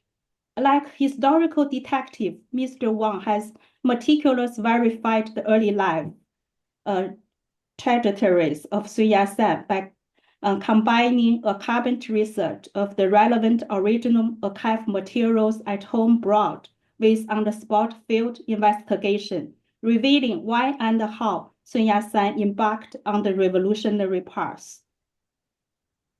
And the scholar represented by the Deng Lilan from Nankai University and An Dongqiang from Sun Yat-sen University in Guangdong focus on the perspective of the local overseas Chinese light work in Hawaii and examination from perspective of the opposition side from the Qing from the Qing dynasty. They have revealed that Chinese overseas represented by Sun Yat-sen experienced identity changes between the traditional ethnic identity and the modern citizenship identity, and reflected the evolution of the multiplicity of the Sun Yat-sen's political images. Since the 19th century, a study Sun Yat-sen has shown a shift from the practical traditional political history to more abstract political culture history. The work of two scholars represented by the Chen Yunqian and Li Gongzhong from the Nanjing University Department of History adopt a research approach of the political culture history. They have shifted a research focus from Sun Yat-sen's life to the period after his death, from the rigid operation of the power to the flexible operation of the power, have retained issues such as construction of Sun Yat-sen's political symbols and the formation of the political adorations. This has provided some inspiration for us to re-examine the Sun's early experience. Due to the time constraints, I will end my speech here. There are some information about this is the large-scale historical collection on Sun Yat-sen, especially Professor Zhang Jinzhao edited the Museum of Dr. Sun Yat-sen, the collection of Chinese and foreign archives before and after Xinhai Revolution. And this is the public Wi-Fi and free data base of 抗战文献数据平台. There are many newspapers. There are about 1,000 kinds of newspapers from the Qing Dynasty to the period of ROC, among which there are many newspapers founded by Sun Yat-sen at Singapore and Nanyang, such as the 总会新报, 中新报, 乐报. This will help us to convenient to get the original materials. That's my speech. Thank you, Ms. Brown.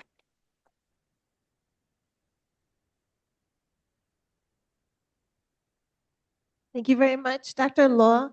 And I'm sure all of our grad students took some notes on some of those sources, so thank you very much. Yes, and we're now very happy to welcome my colleague, Professor John Rosa, who will be speaking in person and joining me on the proverbial couch here. So, okay. So aloha mai kako. Thank you to the Center for Chinese Studies for inviting me and thinking about me. At first I thought, what am I going to say though? Because I don't really know too much about Sun Yat-sen except the basics. And even though I'm of Chinese ancestry, I deal in general with the history of modern Hawaii. And what I wanted to do is talk today about the subtitle of my book, which is the Massey Kaha Hawaii case, which was a specific case in the 30s. But what I'm starting to see as the culture of history. I like to joke that I'm a professional academic historian, so you should or maybe should trust me. But I'm also my mother's son and my grandmother's grandson. So living and working in Hawaii, takes on a lot of different dimensions. And in the local practice of talking story, very often in relating mo'olelo, which is the Hawaiian word for story or history, very often what we're doing is we're spending time together and drawing connections, for example. So that's what I'm trying to do here. So next slide. Of course, there are 8 major islands, and I think most of you know that. But one of the things that I like to do is talk about how I approach my teaching and talks to the community. I've shifted as a social historian to more social cultural historian who takes a look at everyday life experiences. And for example, when I learned that Sun Yat-sen's son went to Hula, Maui, I think about that a lot. And I also think about my Chinese ancestors. I'm 5th generation, who are mostly from the island of Hawaii, which I like to point out is more than twice the size of all the other islands combined. And when I tell my students, I remind them that, not everything was always centralized on Oahu. And furthermore, you did not have Hawaiian Airlines, Alaska Airlines. You had to make these trips across the channel, which can be a little dicey depending on the weather and the tides.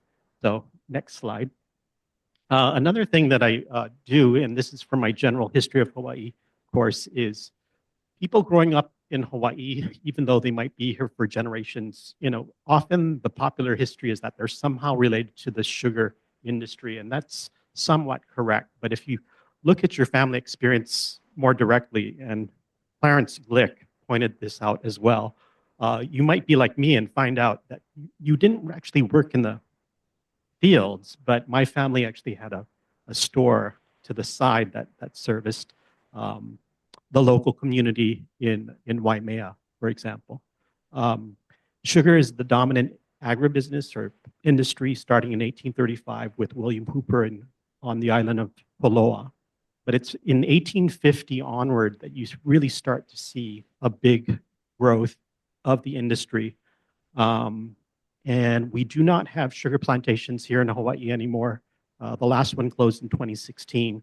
But as I was leaving for college and then in grad school in the 1990s, you could kind of see town by town shutting down. Next slide, please. This is actually from a book from 1920. And Eve, I do know that you cannot see the print there, but you don't really need to know the print. If you take a look at the very left, that's the Native Hawaiian population at the point of arrival. And for this book in 1920, it's actually a very conservative estimate of 250,000 Native Hawaiians. Other estimates are as high as 800,000 to 1 million, kind of close to what Hawaii was, about 15 to 20 years ago. In the center is 1850, because you have the Masters and Servants Act in 1850, and what it does in the Kingdom of Hawaii is it outlines the relationship between masters and servants for a system of contract labor or indentured servitude. And then you start to see different immigrant groups being recruited and rather sharp growth in terms of the overall population in the last couple of decades of the 1800s. And the largest segment by the early 20th century is local Japanese. So next slide. I never take things for granted. So very often people like to just say, oh, we're from Hawaii and we have a variety of different groups and we all get along for the most part, hopefully. But I do, spend a great deal of time talking about Kanaka Maoli or Kanaka Oiwi, the native people of the lands. But in terms of the large-scale migration, I really have to go into detail over the course of 4 or 5 weeks about why and when different groups come when they come. So basically, during the Kingdom era, Chinese are recruited first, and they start coming in the 1850s and 1852, followed by the Portuguese in 1878. That's because there's a treaty of reciprocity, which makes it the importation of sugar from Hawaii to the United States duty-free, and therefore, an economic advantage for producing as much sugar as possible. Some Japanese do come in the 1860s, but by and large, the large groups come in 1885. So you'll see that the well-known early to mid 20th century populations are these three. Also, when it comes to intermarriage, groups are intermarrying, and Native Hawaiians very frequently are marrying into or marrying with the first two immigrant groups, the Chinese and the Portuguese. And if you're wondering, Rosa is Portuguese. My Chinese side is the Luke family. Anyway, there's the turbulent 1890s, which I'm sure Dr. Gonshore, who's a graduate from UH Poli-Sci, will tell you a little bit more. But after the Spanish-American War, when Hawaii is a territory, it becomes much easier to recruit people who are Puerto Rican and Filipino, because Puerto Rico and the Philippines are part of the United States. Koreans also start to come in 1903. So next slide. Of course, some of the things that we're going to talk about with Lauren's presentation is, if you think about the time of Sun Yat-sen, he lives through the time of the kingdom, the overthrow, which produces a provisional government from 1893 to 1894, a Republic of Hawaii, and then a territory. So we're going to skip to the next slide. Annexation to the United States comes hand in hand with the Spanish-American War, which ended earlier in 1893. And I always drill my students so that they know their local history. That Honolulu High School is named after the president during the Spanish-American War and the annexation of Hawaii, who is William McKinley. And then next slide. So in closing, one of the things that I like to do with my students is I have them write about the readings to write synopses. And I saw one of my students here, but he might not be here. So he just turned one in to make sure that they do the readings. But there's another part to the assignment where they have to write a response and talk about how the reading is related to them, possibly as an individual or their family or their community, or maybe if there's a parallel experience that they're reading about in a different kind of course. So late last night, I finally found, I had lost briefly, this is a certificate of birth for my great-grandmother, whom I knew. She was born in 1893. And if you look closely, she's actually 7.5 in this photo, because this is something that's issued by the Territory of Hawaii. I just noticed that it's actually signed by the Secretary of the Territory of Hawaii, who's Henry E. Cooper. And he's the actual official who on January 17th, 1893, reads the official proclamation of the overthrow and the deposing of Queen Liliuokalani. So in closing, what I wanted to do is say that when we're considering, let's say, people like my family members or Sun Yat-sen, they're living through a variety of different kinds of government. And from an everyday life perspective, there might also be things like pieces of paper, like this one, and some other ones which have been lost in my family history. Basically, for example, in the 1830s, my great-grandmother and her husband, my great-grandfather, went to China, but because the Chinese Exclusion Act was enforced, they absolutely had to hold on to pieces of paper verifying that they were indeed born in Hawaii. I'm not a Sun Yat-sen scholar, but if you look through different websites, you see that he was a paper son as well in order to facilitate his movement throughout the US. So in closing, if you could skip the next slide. Use the Native Hawaiian word, which is also Pidgin or Hawaii Creole. I'm done.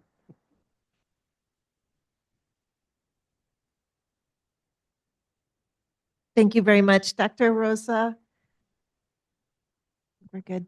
Okay, and that's a wonderful segue to our final speaker on the panel, who is Dr. Lawrence Gonshore from the University of the South Pacific in Suva. And just a reminder that after the next presentation, we warmly welcome questions and responses to the papers. So please be planning your comments and questions. Thank you.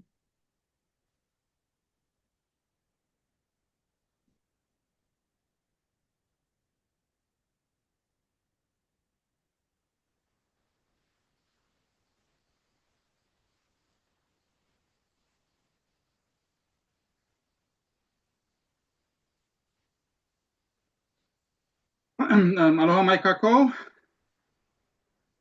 Can you all hear me?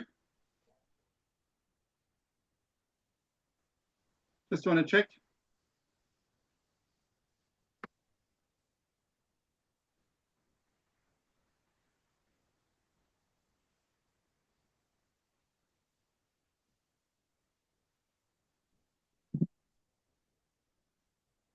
Hello, can I have a short, just a short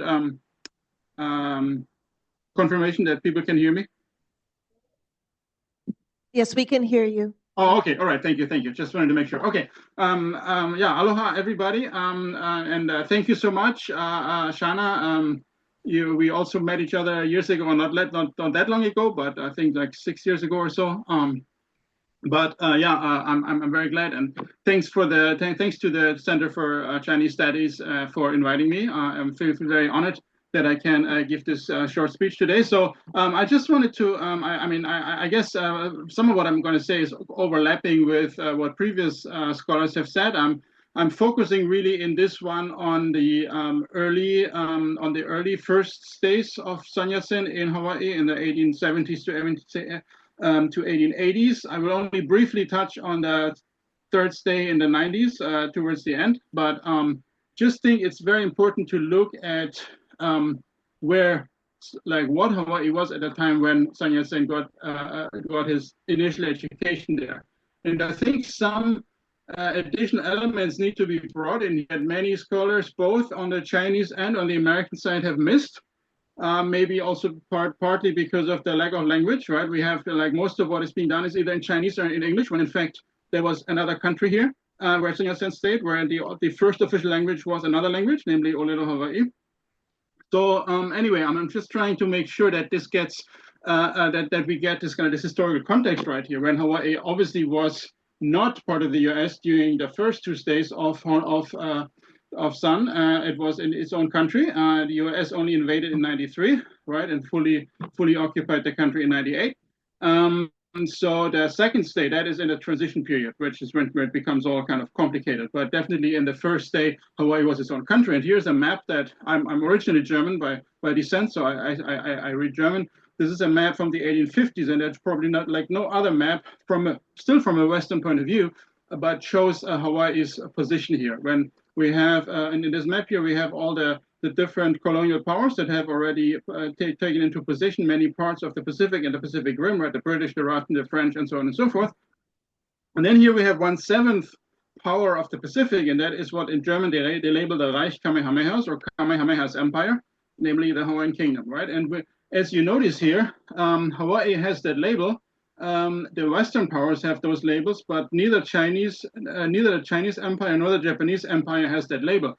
And that, of course, does represent the Western point of view of the Western conception of international law, in which these Asian countries were kind of second-tier sovereignties. They were subject to unequal treaties, right? They were bullied. They were not accepted into the family of nations yet.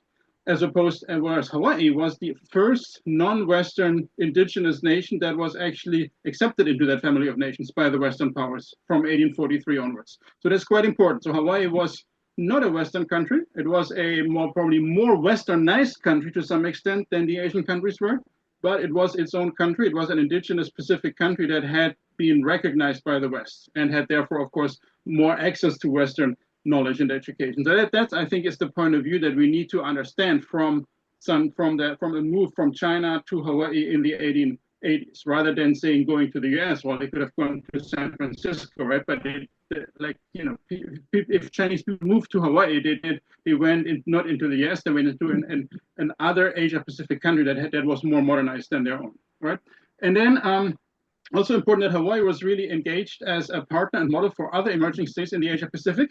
It had its own close relations with, during Kalakawa's trip around the world, he visited those countries, Japan, China, Siam, Johor, which is now in Malaysia, and he suggested an Asia-Pacific confederation of all these nations in 1881. So a very early instant of what I guess would be the spirit of Bandung in 150 years later, kind of, 50, 60, 70 years later, right? So, I mean, you got like some of these really Asia-Pacific pan-movement Mana'o ideas that Kalakaua had back at that time. And then he also engaged with fellow Pacific countries, Fiji, Tonga, Samoa. A Polynesian Confederation was initiated. So there was this very internationalist Asia-Pacific outlook that the Hawaiian Kingdom had. And all of this happened during the time that Sun Yat-sen was in Hawaii. So I think we need to really take that into account.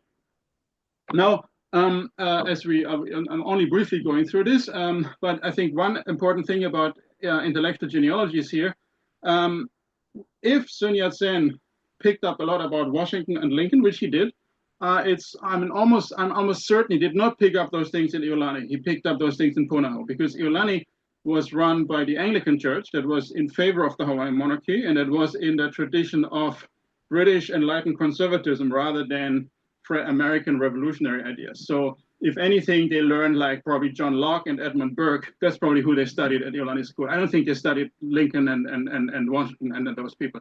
But later at Punahou School, he certainly learned these American ideas there. And he may have learned them before, because I know he had an open mind and he read stuff that was beyond the canon of what he was being taught. But we also got to keep that in mind, that Iolani School was not part of that movement of making Hawaii American. Punahou was, but Iolani wasn't.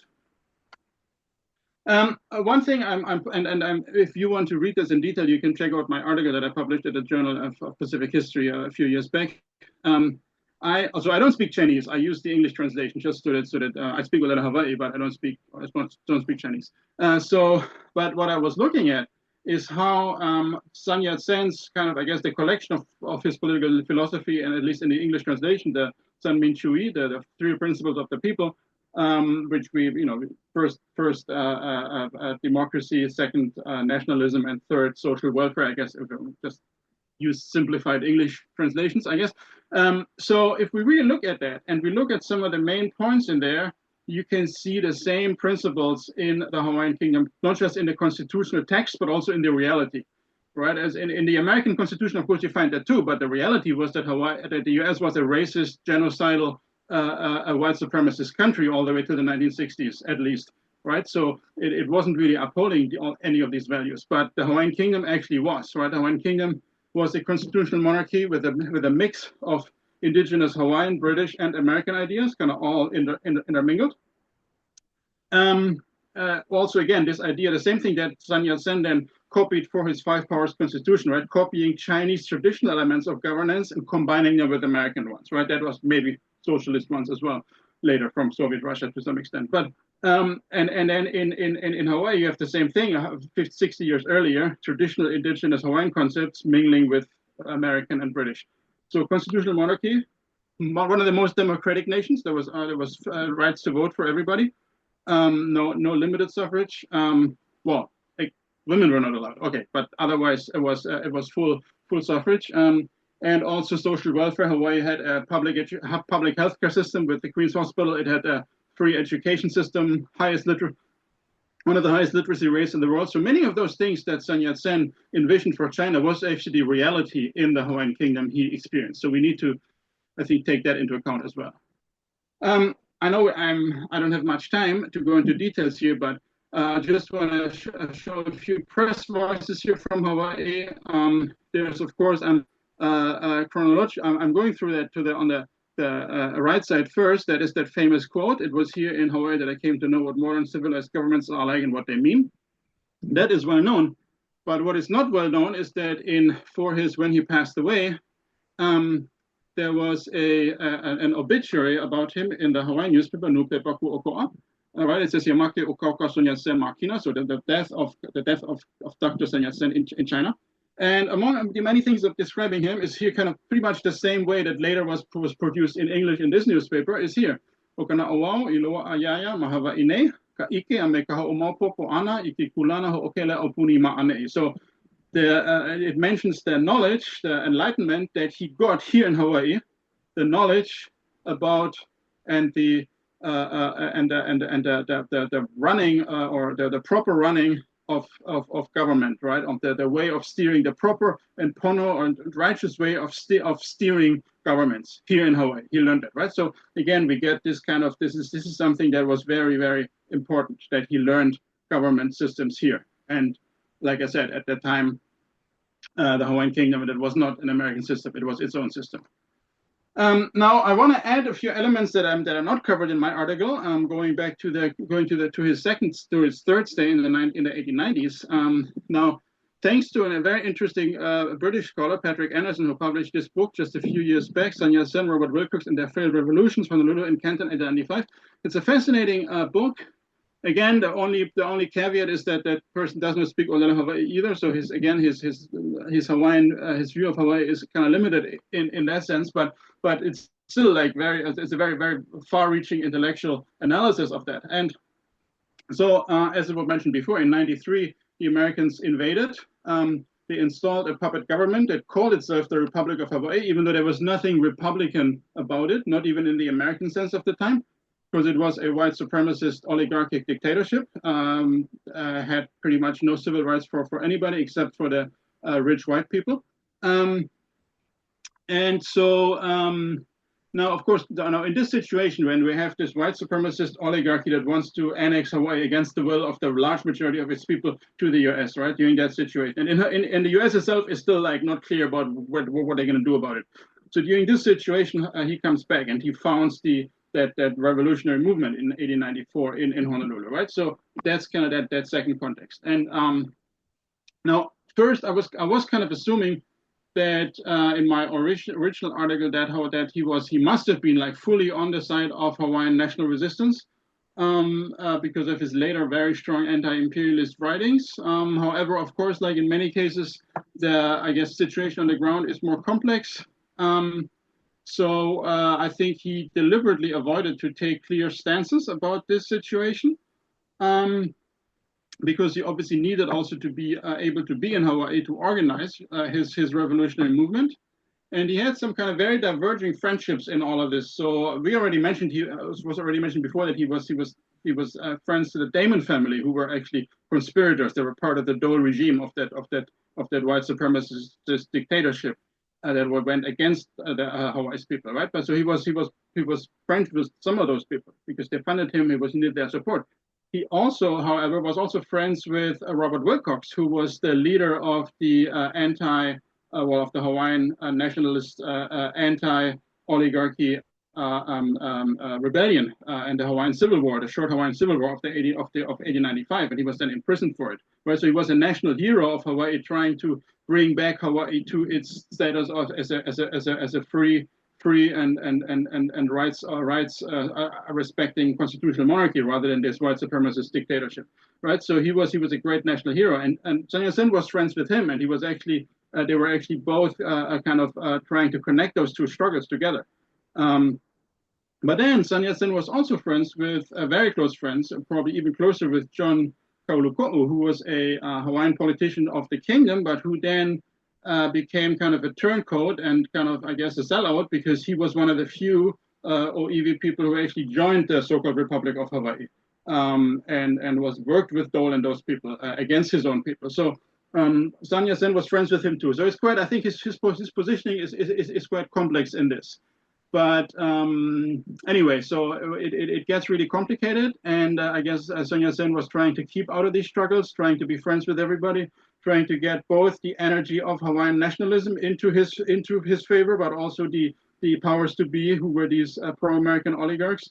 So I guess he was navigating his way to, because his focus by that time was clearly on the Chinese Revolution. Anyway, so with that, I guess I've spoken enough, and we can obviously discuss this in more detail. I'm saying mahalo and cheche. And here, oh, by the way, this is the flag. For those of you who don't know, this is the first flag of the Chinese Republic of 1912. This is the later one that we still know today in Taiwan, and then of course the PRC flag of today. So, thank you very much. Thank you. Thank you so much, Lawrence. That was a really wonderful presentation. And indeed, very glad to see you again, so to speak, via Zoom. So now we welcome questions from all of our audience members, including other speakers. I think the way we did questions in the earlier session was terrific. Namely, maybe we'll ask for a couple of questions, and then we will invite our panelists to respond. And we already have a question. One question. Yep. It's okay. It's okay. My question was, how did its son's organization use the power of the local Chinese diaspora after he left to help further spread the movement? Terrific question. So the question is, after Dr. Sun left Hawaii, how did the local Chinese community continue to support him? Is that the question? Great. Let's hold on to that. And maybe another question. Yes, Professor Jung? I just really want to thank Lawrence for his presentation. When I did my research, I relied upon Chinese sources. His memoirs, he didn't differentiate the two schools. So this actually demonstrates the limitation of only using English and Chinese sources to study Sun Yat-sen. So I think I will come here and discover sources from now on. Thank you so much. Well, that's wonderful. And we certainly would look forward to that. So that will be terrific. Thank you. Maybe one more comment or question, and then we'll ask our panelists to respond. Thank you. Yeah, mahalo for these wonderful talks. I'm curious about Sun Yat-sen's friendship with Robert Wilcox, if Lawrence could talk about that a bit more. And also, for all the panelists, do you think, Sun Yat-sen not speaking out publicly about or writing publicly about Hawaii's sovereignty or like American occupation, is that part of him trying to be strategic or being friends with everyone? So that I was thinking about that. Mahalo. Great, mahalo for that question. So we have three topics, which I think are really pertinent about the support of Chinese in Hawaii for Dr. Sun, about using different sources, different language sources. I think several of our panelists mentioned the richness of the sources that we have in different languages and how that can help us to expand our understanding of Dr. Sun and his historical significance. And then also a wonderful question about, reflecting on Hawaii and Dr. Sun's vision and thought and what we can say in regards to that issue. Thank you. Do we have any of our panelists want to speak first to those questions?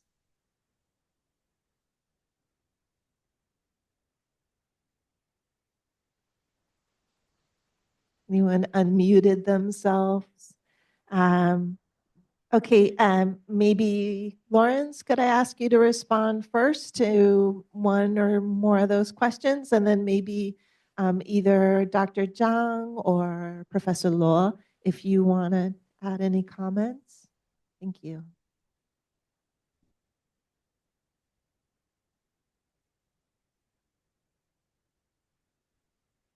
Lawrence, do you want to respond? Did you hear the questions? Yes, I did. I Okay, did. great. I heard. Thank Okay, you. I can respond to that. So, first of all, the whole connection with Robert Wilcox, that is all Patrick Anderson's research. So, I would really recommend you to, if you want to understand that more and follow or even criticize his arguments, you should buy that, or maybe go to, it's super expensive, go to the library and read that book. So thanks to Dr. Anderson's research, I found out that he actually, so what happened is that Sun Yat-sen, that Sun Yat-sen, the Chinese revolutionary movement, that early version that he had founded in Hawaii together with various friends, they actually tried to recruit Robert Wilcox to help them for their first uprising in Canton in 1895. So Robert Wilcox was supposed to go with them and be one of their military advisors and leaders to conduct that revolution in Canton. Right, because like Wilcox was a kind of quote unquote professional revolutionary, right? He studied military science in Italy. He was like probably the most well educated in terms of military strategy that the Hawaiian Kingdom had. And so he was recruited to do that. And he was actually about to depart to China with a group of revolutionaries, not with Sun himself, but with Chinese revolutionaries, right? And so. However, he was also committed to the Hawaiian Revolution, that he tried to overthrow the Dole regime and put the Hawaiian Kingdom back in power. And because that act failed and he got arrested and he got jailed, that's why he could not go into that ship to China. And of course, none of the Chinese diaspora people in Hawaii would say a word about it because they didn't want to jeopardize their own planned revolution and then get themselves arrested by this totalitarian police state that the so-called Republic of Hawaii was, right? So obviously, just through like various writings that have been written later, Patrick Anderson has been able to reconstruct it. So that is the relationship between those two.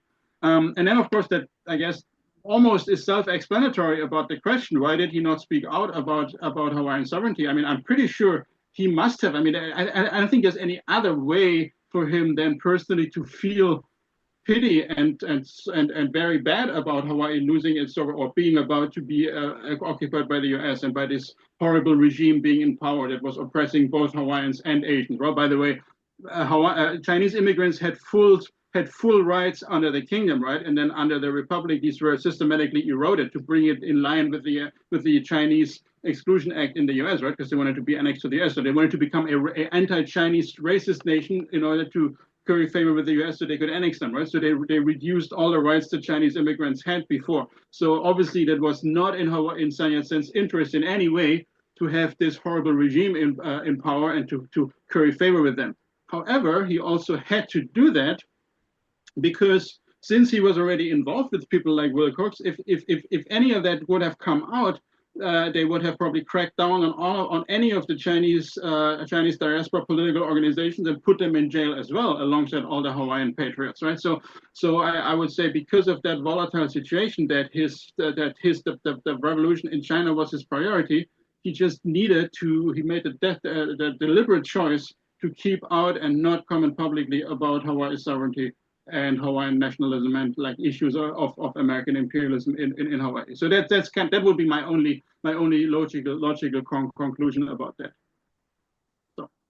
That's great. Thank you very much.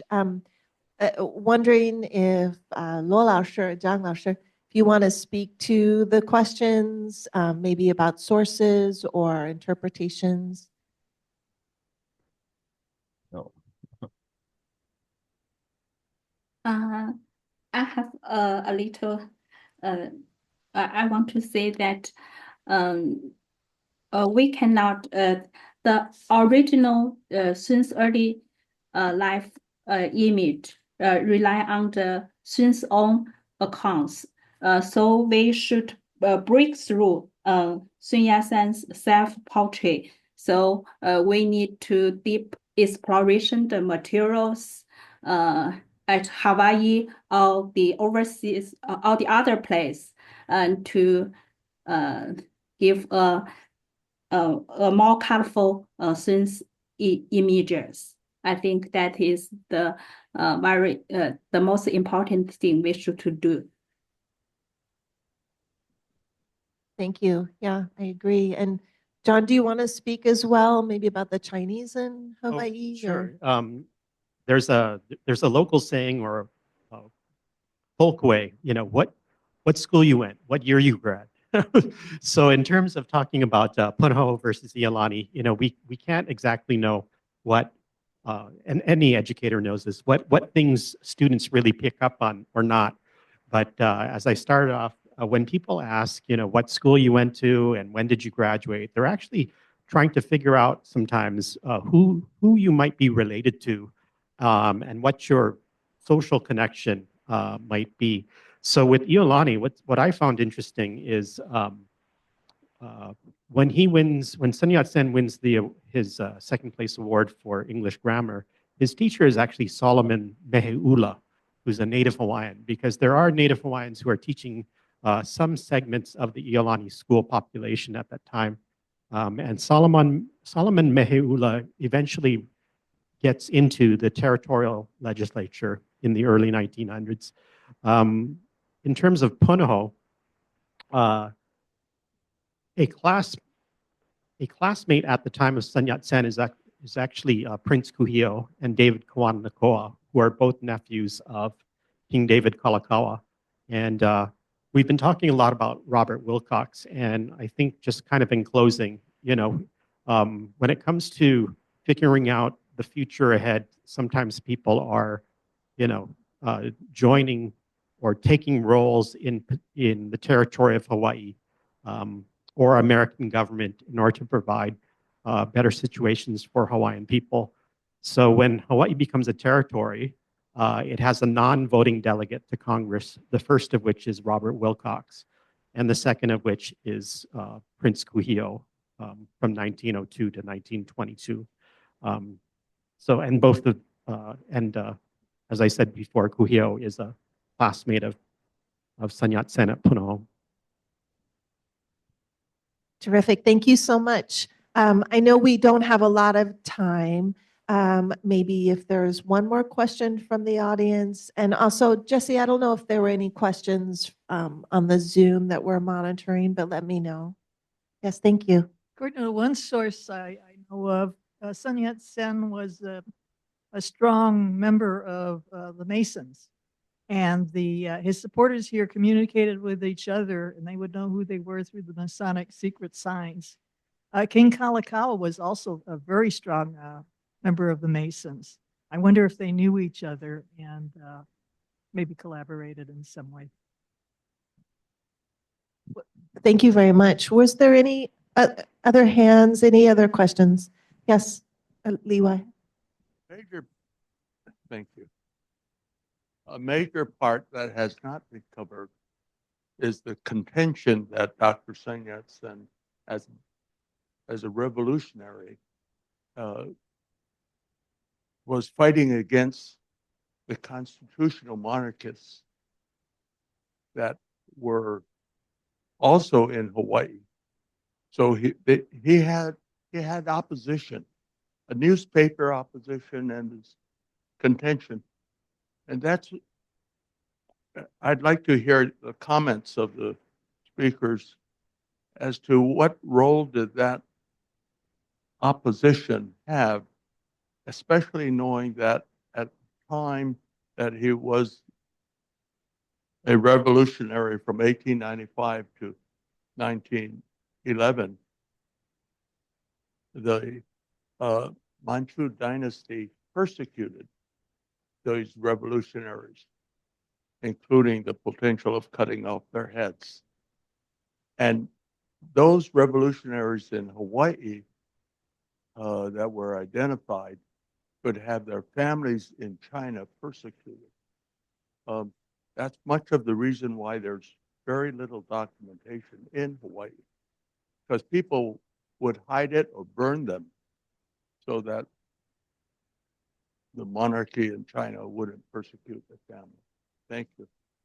Thank you very much. So yeah, related questions about the Masons in Hawaii and the complexity of the political experience here in Hawaii, even for Chinese reformers versus revolutionaries, Liang Qichao, Sun Yat-sen. So it's a very complex situation. Any final comments from our panelists about these issues?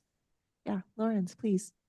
Yeah, I think maybe the second one could be answered by somebody else, but the question about the Masons, that's a very interesting question. Now, unfortunately, the question is, I mean, that whoever asked that question, that just chronologically doesn't match up, right? Because Kalakaua, yeah, he was a Mason, but Kalakaua was reigning while Sun Yat-sen was just a 13-year-old or like whatever, a teenager in those schools, right? And then the third time he came when he was an adult, and he was actually then joining the Masons and everything, Kalakaua had passed away, right? So there was just a generational gap. So those two would never have collaborated with each other as adults. So, however, it is true that the Masonry in Hawaii was kind of very strong. There are a lot of people in Hawaii were Masons, both Hawaiian royalty and Hawaiian royalists, but also some, not all, but some of the overthrow missionary party pro-American people as well, like Cooper, that infamous Cooper guy. He was part of a Masonic lodge as well, right? So we have kind of, I guess, the Masonry kind of also transcends kind of both sides of that 1890 struggle.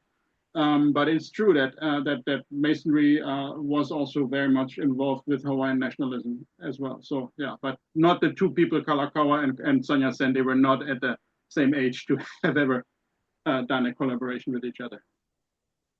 Okay, I think we have been allotted a really generous amount of time by this program in the audience. I want to thank all four of our wonderful panelists for sharing your expertise and your viewpoints and really helping to open up this topic in very new and important ways. So maybe one last applause of appreciation. Thank you very much also to our scholars from China and from the Oceania. You have traveled a long way, so to speak, but we really appreciate having all of you here. Thank you very much, John, as well.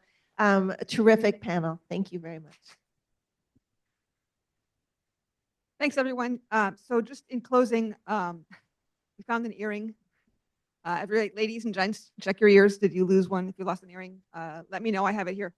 And I would just like to close by thanking everyone for their attendance and participation in today's event. Dr. Sun Yat-sen clearly had deep connections to Hawaii, and his legacy continues to be important both here and across Asia and Oceania.